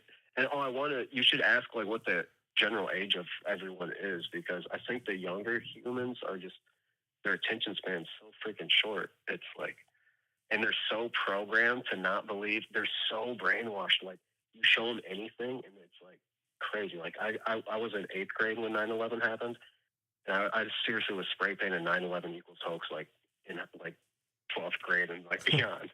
I was just like, man. And then when whatever I called COVID 9/11 equals hoax because it reminded me so much of the programming, but on a different scale. I was like, it's like 9/11, but remember Team of America World Police? It's like 9/11, but 1,000 times worse or 10,000 times worse, because it's like affecting every human. The 19-year programming of the recent, what do you call it? Jibber jab. Sure. Yeah. Hokey dokey. Hokey pokey. Yeah. I love that term, bro. You're hilarious, by the way. Well, I appreciate it. But, yeah, man. I'll let anyone else fly in this realm on the digital waves, but it's really like some They Live Dark City. Have you seen the movie Dark City? You know, people said I need to watch Dark City. That's one I still haven't seen. Oh, yeah. It'll tweak your mind. It'll make it. You'll get a little bit new angles of thought just on it. It's like so interesting, dude, for sure. I'll check it out. Yeah, that's been recommended several times. Dark City. Okay. Yeah, it's cool. But yeah, the geneticist, bro. He's the main geneticist of the downtown Portland, Oregon hospital. The geneticist I lived with, that was my roommate for like 3 years in Detroit. I see. Huh. Yeah, so I was like, he wanted me to come out and play a show out there, but I don't know, it didn't happen. But also, there was a caller, the lady that was breaking up. I think she said Poison the Well, and I was supposed to see that band last night. It was their 25-year anniversary for this one album, and there's all this synchronizations with it, like heavy, like degree level, like 4 synchronizations, because there's like different types of synchronicities, and they go to different depth levels. So I think you can label them as different degree levels the farther they overlap. Like if there's like 3 correlating synchronistics, it could be called, for example, a degree level 3 synchronistic. And there was like a degree level 5 synchronistic, which is super rare going on yesterday with that. And then I think the girl on your channel said poison the well when she was talking about everything being poisoned for Yeah. the youth. Yeah. I was like, holy crap. So I just wanted to say that was pretty cool. Yeah. Yeah. Indeed. Indeed. All right, friend. Well, I appreciate the call and the recommendation on Dark City. Thank you. Yeah, man. Let me know if you see it. All right. You have a good night. I'll try to get the audio separated. Like, Oh, yeah. I would love that. Thank you. All right. Take yeah, care. dude. By the way, our friend who's going through hard times is a big movie buff. Think about all the movies you won't be able to review and critique if you're in the game. At the same time, let's take this call from 424. 424, what's going on, 424? Hey, what's going on, bud? Good, you? Excellent. Yeah, You there? there was some feedback for a second. I don't know if you have a video playing in the background, but go ahead. I was actually playing your video on the other phone, but first of all, awesome. Thanks for picking up my call. Yeah, you're welcome. Appreciate you. Yeah, man. So, I was listening to your podcast one night when you were, like, battling those trolls all alone. That could have been one of a million days. Yeah, go ahead, though. Yeah, maybe it was like a month ago or so. And I jumped in towards the end. So I was like, oh, man, they're fucking beat your ass, but they're not. You know what I mean? Oh, that one of those debates. Oh, okay, yeah, the panel of trolls. Okay, I got it. Right. But they're fucking targets. Sure. And I say that with fucking yellow buses and helmets intact. Sure. So here's what's going on in my opinion. You're totally over the target. You're like the most, honestly, I'm shocked every day. By the way, I've been listening to you from the very beginning. Okay. Very beginning. All your channels, I've listened to them all. I got all little bros. Everyone knows about you. Quiet as kept. Keep it real. Seriously. Okay. I would love for you to get my email. We can collab offline. I'll blow your mind. So you're over the fucking target. Okay? Number one. Number two, these trolls, they're all pro and so quo fuckers. Right? Okay. Right. So, again, we can talk offline. Watch this. This is my suggestion to you. And by the way, you'll fucking blow up fake ass Adam 22 in there. You already know where I was going. Check this out. You should just do debates with everyone and watch this part. Check me offline. You got a whole real world of real intelligent thinkers, highest level, that are sick of this shit too. And I'm one of them. So, whatever you're doing, you keep that shit up. And the fact that you're actually, I want to say one more thing. You got the floor, it's your show. The fact that you're actually showing the spark of life with your beautiful child to the world as you're fighting a fight, man, my hat, and again, people are afraid to say, it's so off to you. You got the floor. Let's have a whatever. You're Well, amazing, brother. I appreciate all your complimentary and encouraging words. Some people think it's really dumb that I show pictures of my child. They think I'm endangering her life because of the things I do. No. I don't like to live and think like that. I don't like to live in fear and think that somebody's going to come kill us because we're exposing this. No. Again, I think that's the way they would like you to think in this cowardly mindset. And there's going to be consequences for speaking out. Again, for you guys who haven't been around, I've been speaking out for 12 years. And the first, You're exactly right. You're exactly right. So why? Let's get to the shit, nuts and bolts, real quick. Why? Okay. They want you to not celebrate that life. My obvious conclusion is because they love to eat off of suffering.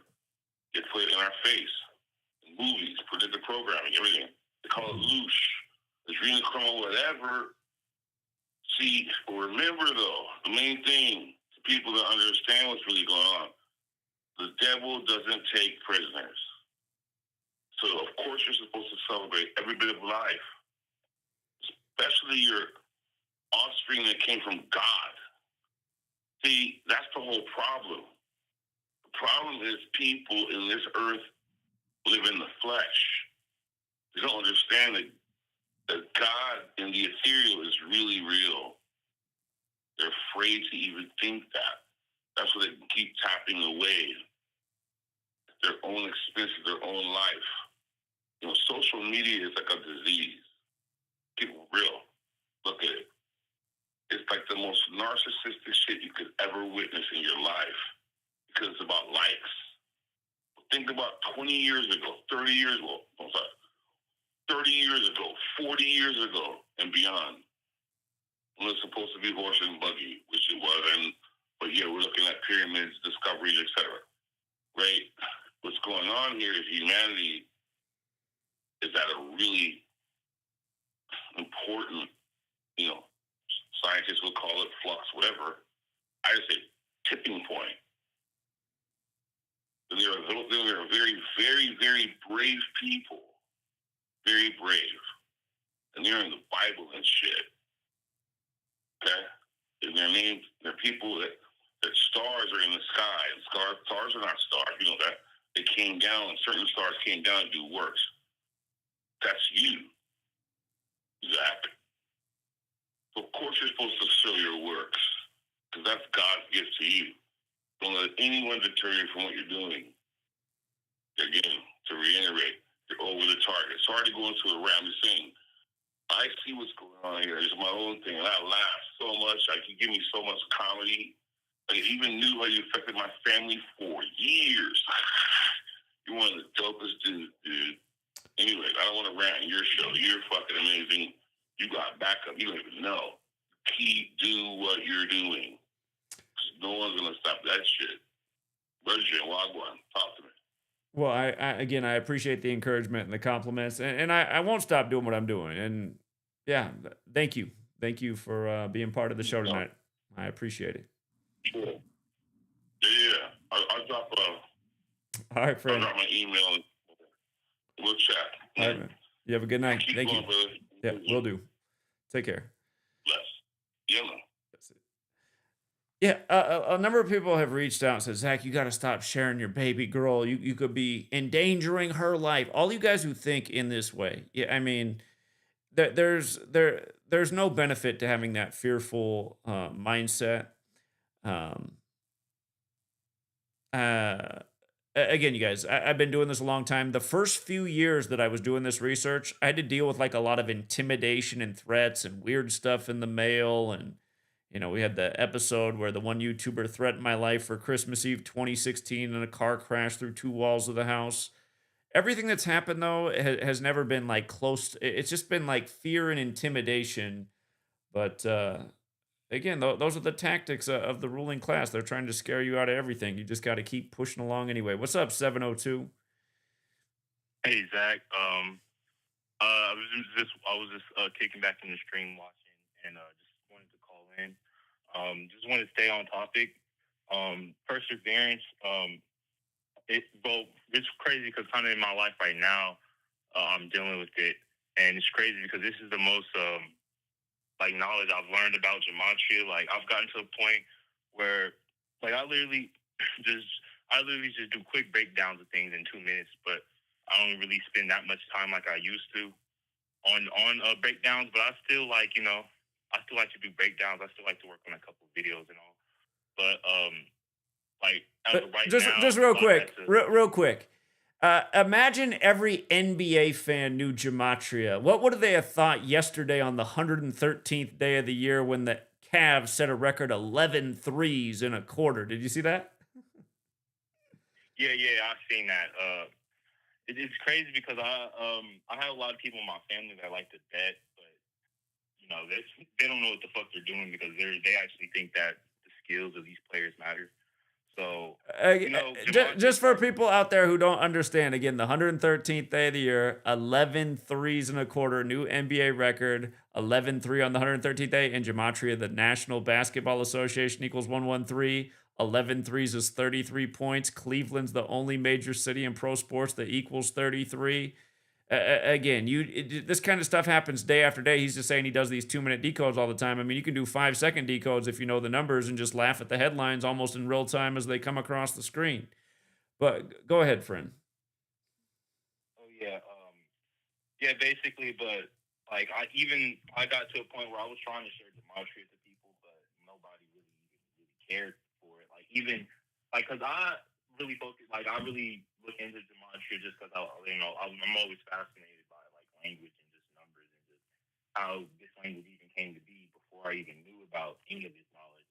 And so, I really just like gematria for the sense of just just seeing how everything around us unfolds.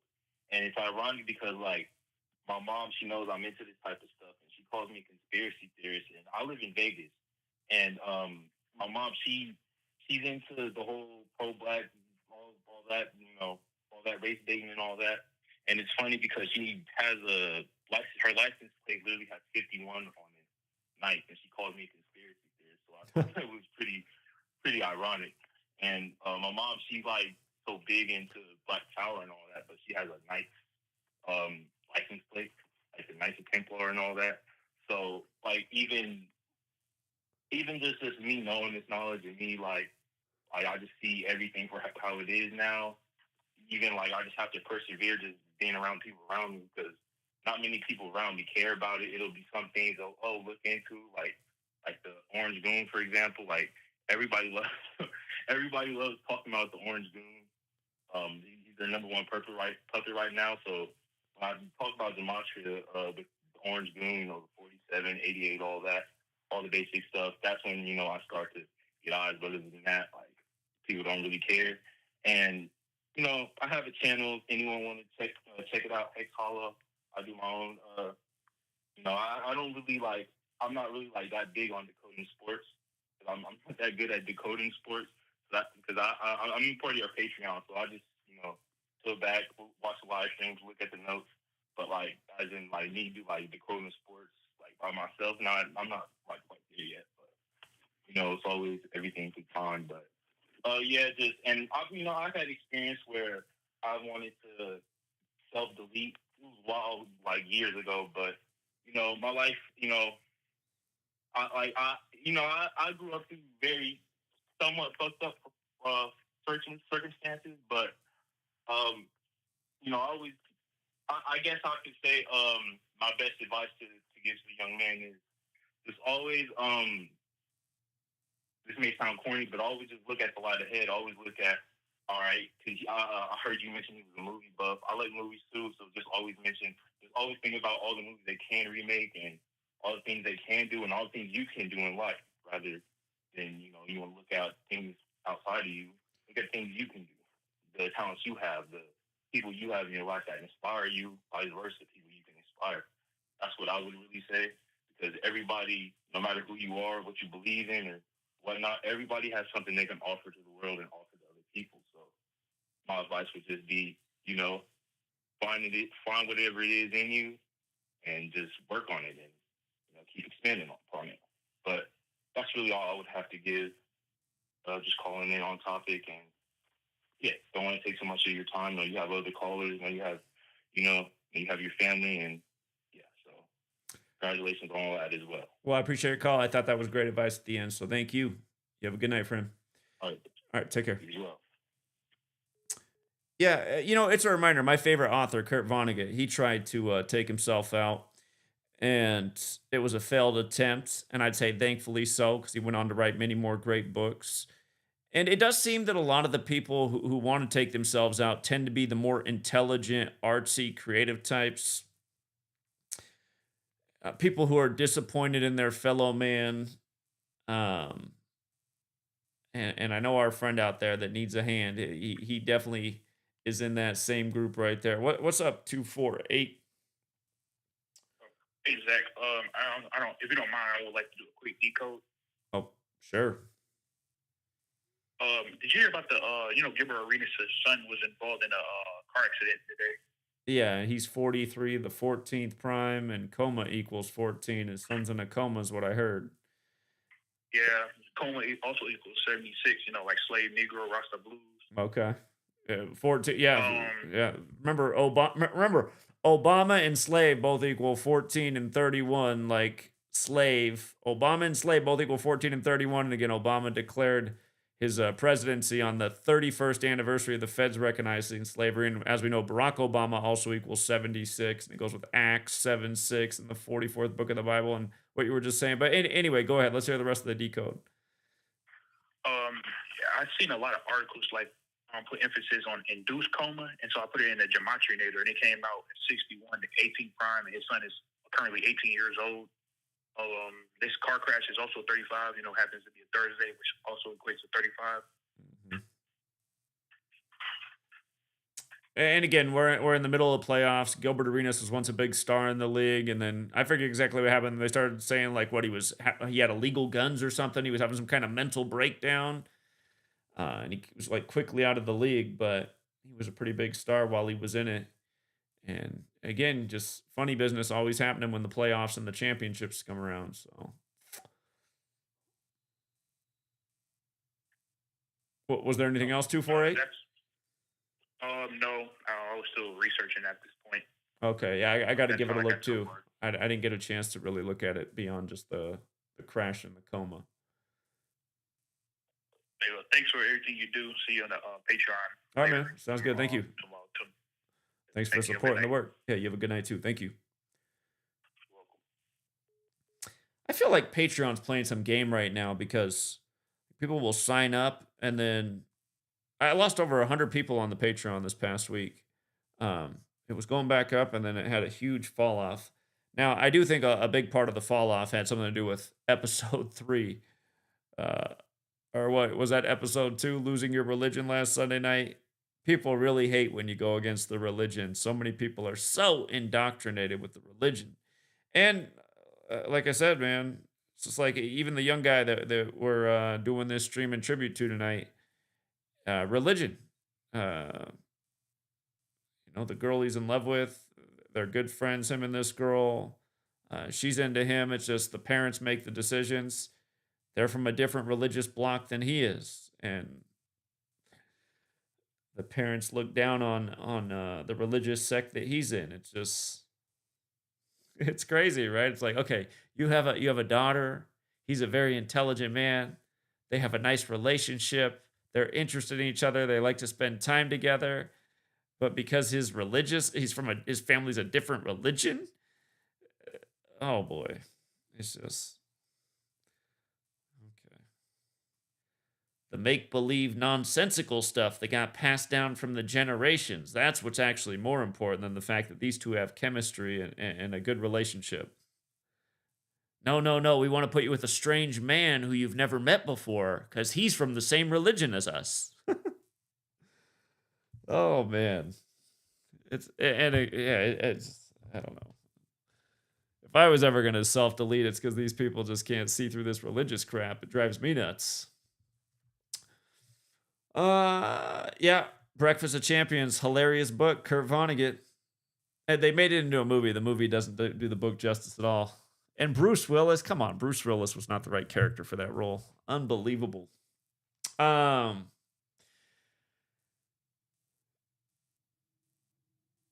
Marty says, read Kurt Vonnegut's son's book. Mark Vonnegut wrote The Eden Express. Perfect for those in exactly the situation we are discussing this evening. A great book. I actually have not read that. I'm going to have to look that up, Marty. Kurt Vonnegut's son's book. Eden Express.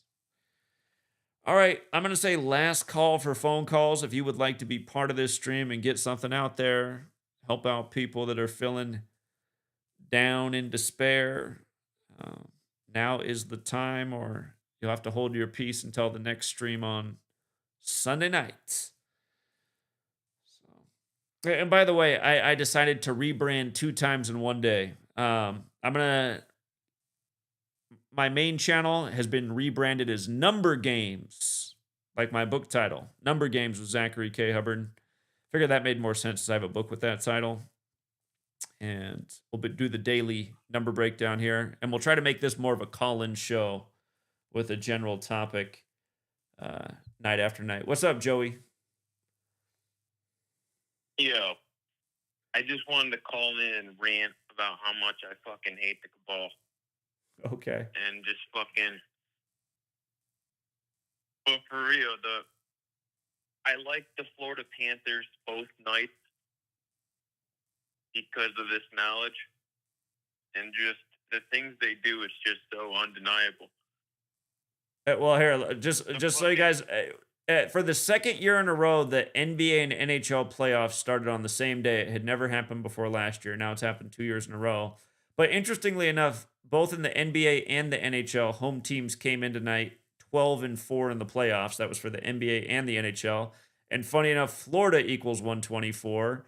And Florida was playing on the road in the first game on the slate of the night in the NHL, and they won. And we had a good hunch that they would because last night we liked the Capitals making home teams 11-3 on the 113th day of the year, and then Dallas playing on the road in the next game where Dallas equals 113. We thought that was an indicator that Dallas would win last night with home teams coming in 11-3, which happened. And before that, we thought home teams would get to 10-1 before the Panthers playing on the road because Panthers equals 101, and then the Panthers would win. So, yeah, you learn this knowledge. You see how all of the games are scripted and structured together and how they're following these league-wide patterns. But anyway, go ahead, Joey. Yeah, going to your 124, Florida, of course, is 124, but Tampa Bay has stayed on 124 postseason wins all time. Yeah. And tonight they got shut out. Shutout equals 124. Good one. Yeah, So, yeah. There's that, but the I want to just show what I found for so I liked them game one because you know how the number or the gematria for game is like pretty big. Like game equals 26, 17, and 82. Sure. Well, the Florida Panthers in game one, they got their 26th win on the road all time in the postseason, 82 days after their coach's birthday, and it had on a 17-date numerology. So I was like, you have these three values for game, that's gonna hit, and that hit. And then for fucking tonight is the riddle I found for tonight was fucking just ridiculous. Of course, hockey equals 31, and 31 is the 11th prime, and NHL equals 11. So how perfect is that? But tonight, the Florida Panthers, they got their 520th win on the road all time. 11,520 days after Florida's first game versus Tampa Bay. Okay. So you have the 11, yeah, and the the 11 520. and then the 520. Yeah, pretty interesting. Just ridiculously perfect scripts. It's ridiculous. All right. But also way off topic. But anyway, appreciate it, Joey. Thank you. Yeah. All right, take care.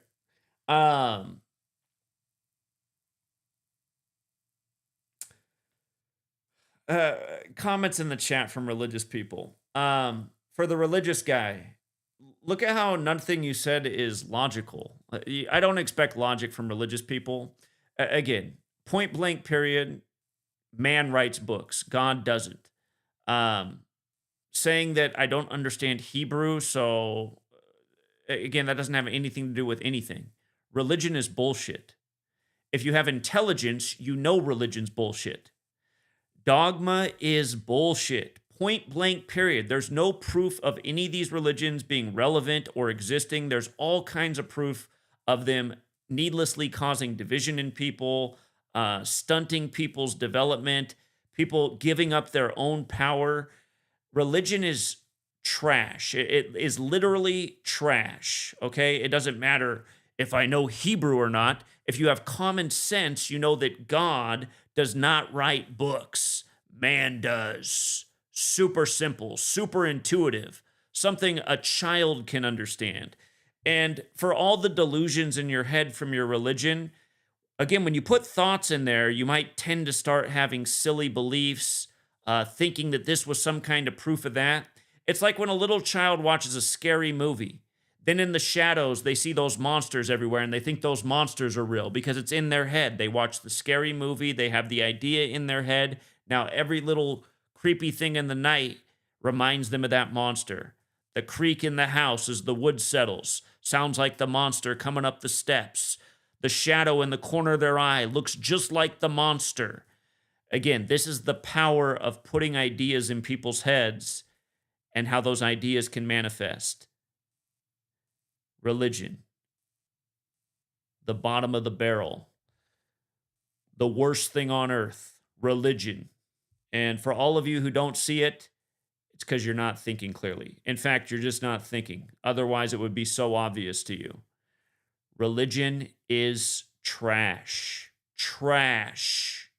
Look at the biggest liars and frauds on the world stage. They all tend to be religious. I remember when I bought my first house, I had this guy come knock on my door, some con man salesman, and he wanted to put gutters on the house. And I was living in the Pacific Northwest, a lot of big trees around. Gutter guards and these types of things are common. But again, and keep in mind, I'd worked in real estate and done a lot of appraisals, not quite the same as an inspector, but also not too far off. This guy walks around my house, because I said, sure, go ahead. He came to the door. He wanted to do a quote for gutters, and he's out there for 10, 15, 20 minutes. I forget what it was. But he comes back to the door, and he goes, listen, I got to tell you, and I want you to know up front, I am a God-fearing man. I believe in Jesus. If you don't get your gutters replaced, I'm telling you, you're going to have major rot. Your walls are going to be coming down. And just how he had to say the whole Jesus thing as he went into this total bullshit, major exaggeration. I said, now, is your assessment because of the back room on the porch that the previous owners put over it? Or is this based on all of the gutters around the house? He goes, well, yeah, I'm mostly looking at that back room there. So I said, so then you're exaggerating about the rest of the gutters. He goes, well, if you got that problem there, it could be the rest too. And I said, well, I'm aware of the back room. I'm actually going to tear it down. I just moved into the house, and the previous owner had built this sunroom over the deck, and it wasn't done right, and the roof was already leaking. It was obvious. I knew it was a bad thing when I bought the house, but the house was such a good deal, I didn't care about that. I had plans to tear that down. But just the fact that he has to come with the whole religious crap and the Jesus thing and then try to sell me a whole load of BS and sell me some overpriced gutters, it's just, had I been one of the flock members, I might have been like, oh, wow, you believe in Jesus? Oh, man, I'm glad you came here because I was just about to lose my whole house if you didn't. No, this is what religion is used for, to manipulate people, to use them, to abuse them. This is its purpose. It's like it was invented by con men to con people. It's really the true purpose of religion. It is a trick by con men. And again, just anytime you religious people are in the comments saying whatever it is that you have on your mind, you just always sound dumb. How can you try to take me away from my religion when you don't speak Hebrew? The hell does that have to do with anything?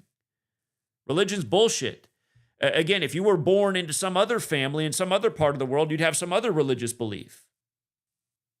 Whatever family you're born into is more than likely what religion you're a part of. And you probably look at all the other religions of the world and think they're total bullshit, except for the one that you're a part of, which is like, okay, can you not see it's just your ego? Can you not just see it's your ego that makes you think your religion's important while all the other ones are bullshit? What's so hard about this?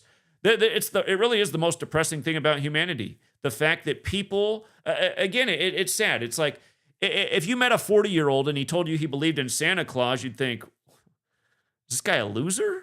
You still believe in Santa at age 40? Really? But are any other religious beliefs really any different than Santa? No, they're not. They're literally not. In fact, you could say it's even worse because at least if you have a mall in your neck of the woods, you probably get to see Santa for a month of the year. You'll at least see Santa 1 month every year. He's in every mall. That's more than you're ever going to see a Jesus or any of these other made up spiritual figures. And again, I do think there is a creator. Something came from nothing. I do see signs in the world that there is a creator. I'm not an atheist, but at the same time, like I said, I think the world would be better off if we all were atheists. Because look at all the dumb stuff people attribute to God. God saved the chump. Yeah, man, God had him turn to talk about the illegal immigration statistics just in time so his ear only got nicked. It's like, no. Nope, the thing's an obvious hoax, and you got to be dumber than dumb to not see that.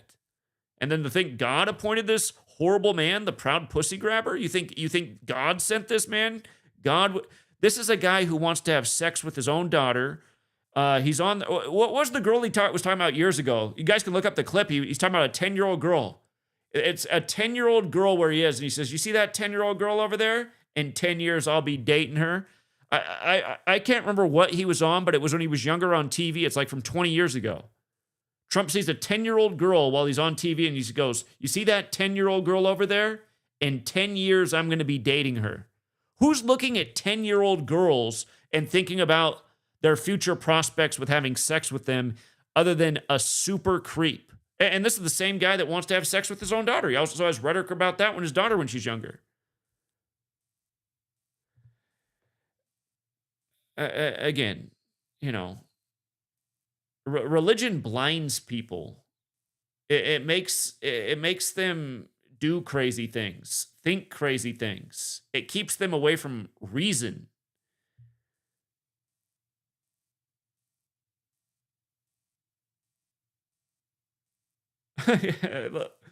Oh, man.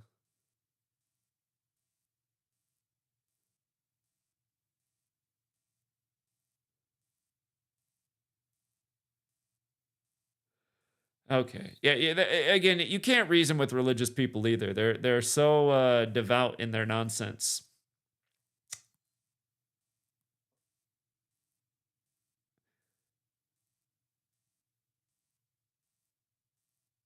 Okay. Sorry.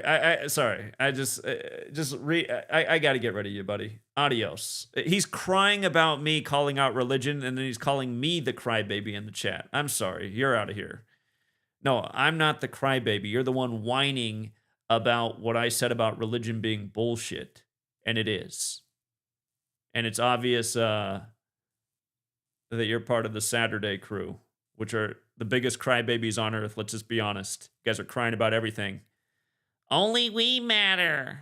Only our genocide matters. We need a new movie about our genocide every Christmas Eve.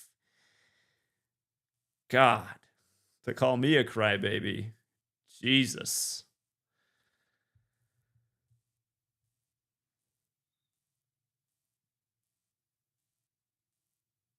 Yeah. You come from the tribe of the biggest crybabies on earth.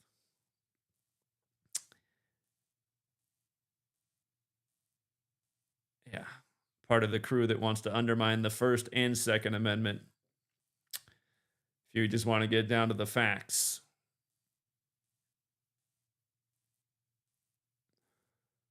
But yeah, anyway, to close out with what this stream's about, the world, it is a messed up place. And you got to be tough and you got to have thick skin. And when things don't go your way and bad stuff happens, again, time does heal. Perseverance will help you get through it. Good things will happen again in life. And again, patience, perseverance. Two big P words. Two words that everybody should make part of their existence. If you can work on your patience and you can work on your perseverance, it will serve you well in this life. So,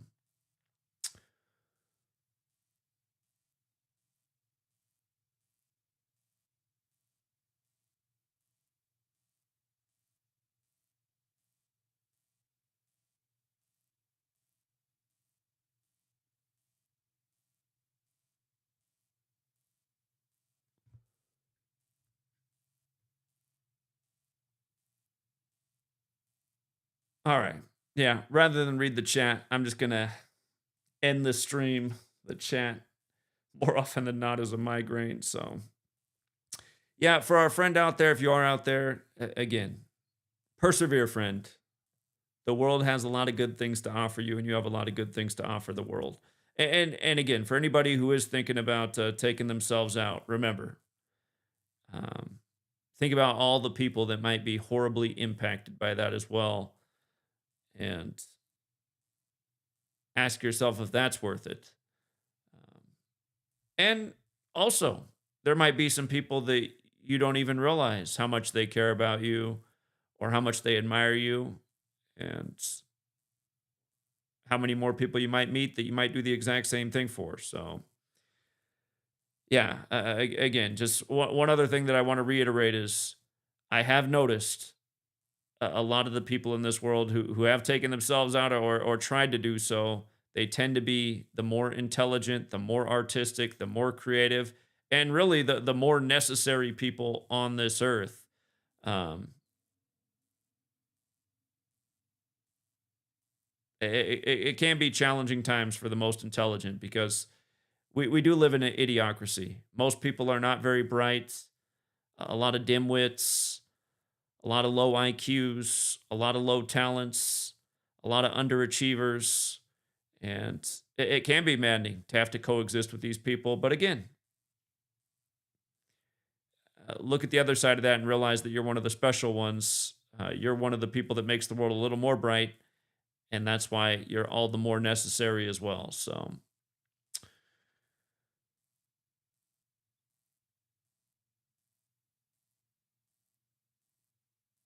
somebody's comment as I'm wrapping up reminds I used to work at a teen homeless shelter, and a woman who worked there, she was someone who was a cutter. Her whole arm was, I don't even know how many scars were on her arm. It was crazy. I'd never seen anything like that, honestly. She was a little bit older than me, and she'd done that to herself when she was younger, and now she was a therapist for, you know, the young people that were at the homeless shelter. And, uh, because she survived, the young people saw what was on her arm and they knew her life experience and they could identify with her just through that. But she also had the story of why it's better to not do that and persevere and see what life has to offer. And I know that that woman was married with children at that point. She'd found happiness, she'd found a family, and she became a counselor and helped out young people who were going through the things she once went through. So, yeah, I hope that becomes our friend's story too. That he meets the right one, he has himself a nice family, and he goes on to do wonderful things for other people with his big bright mind. So.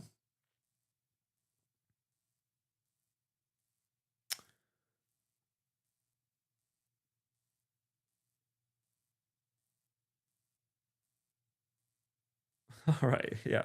All right. I'm done reading the chat and I'm done with this stream. Everybody have a good night. If you're in the other part of the world, have a good day. And until next time, True Seeker.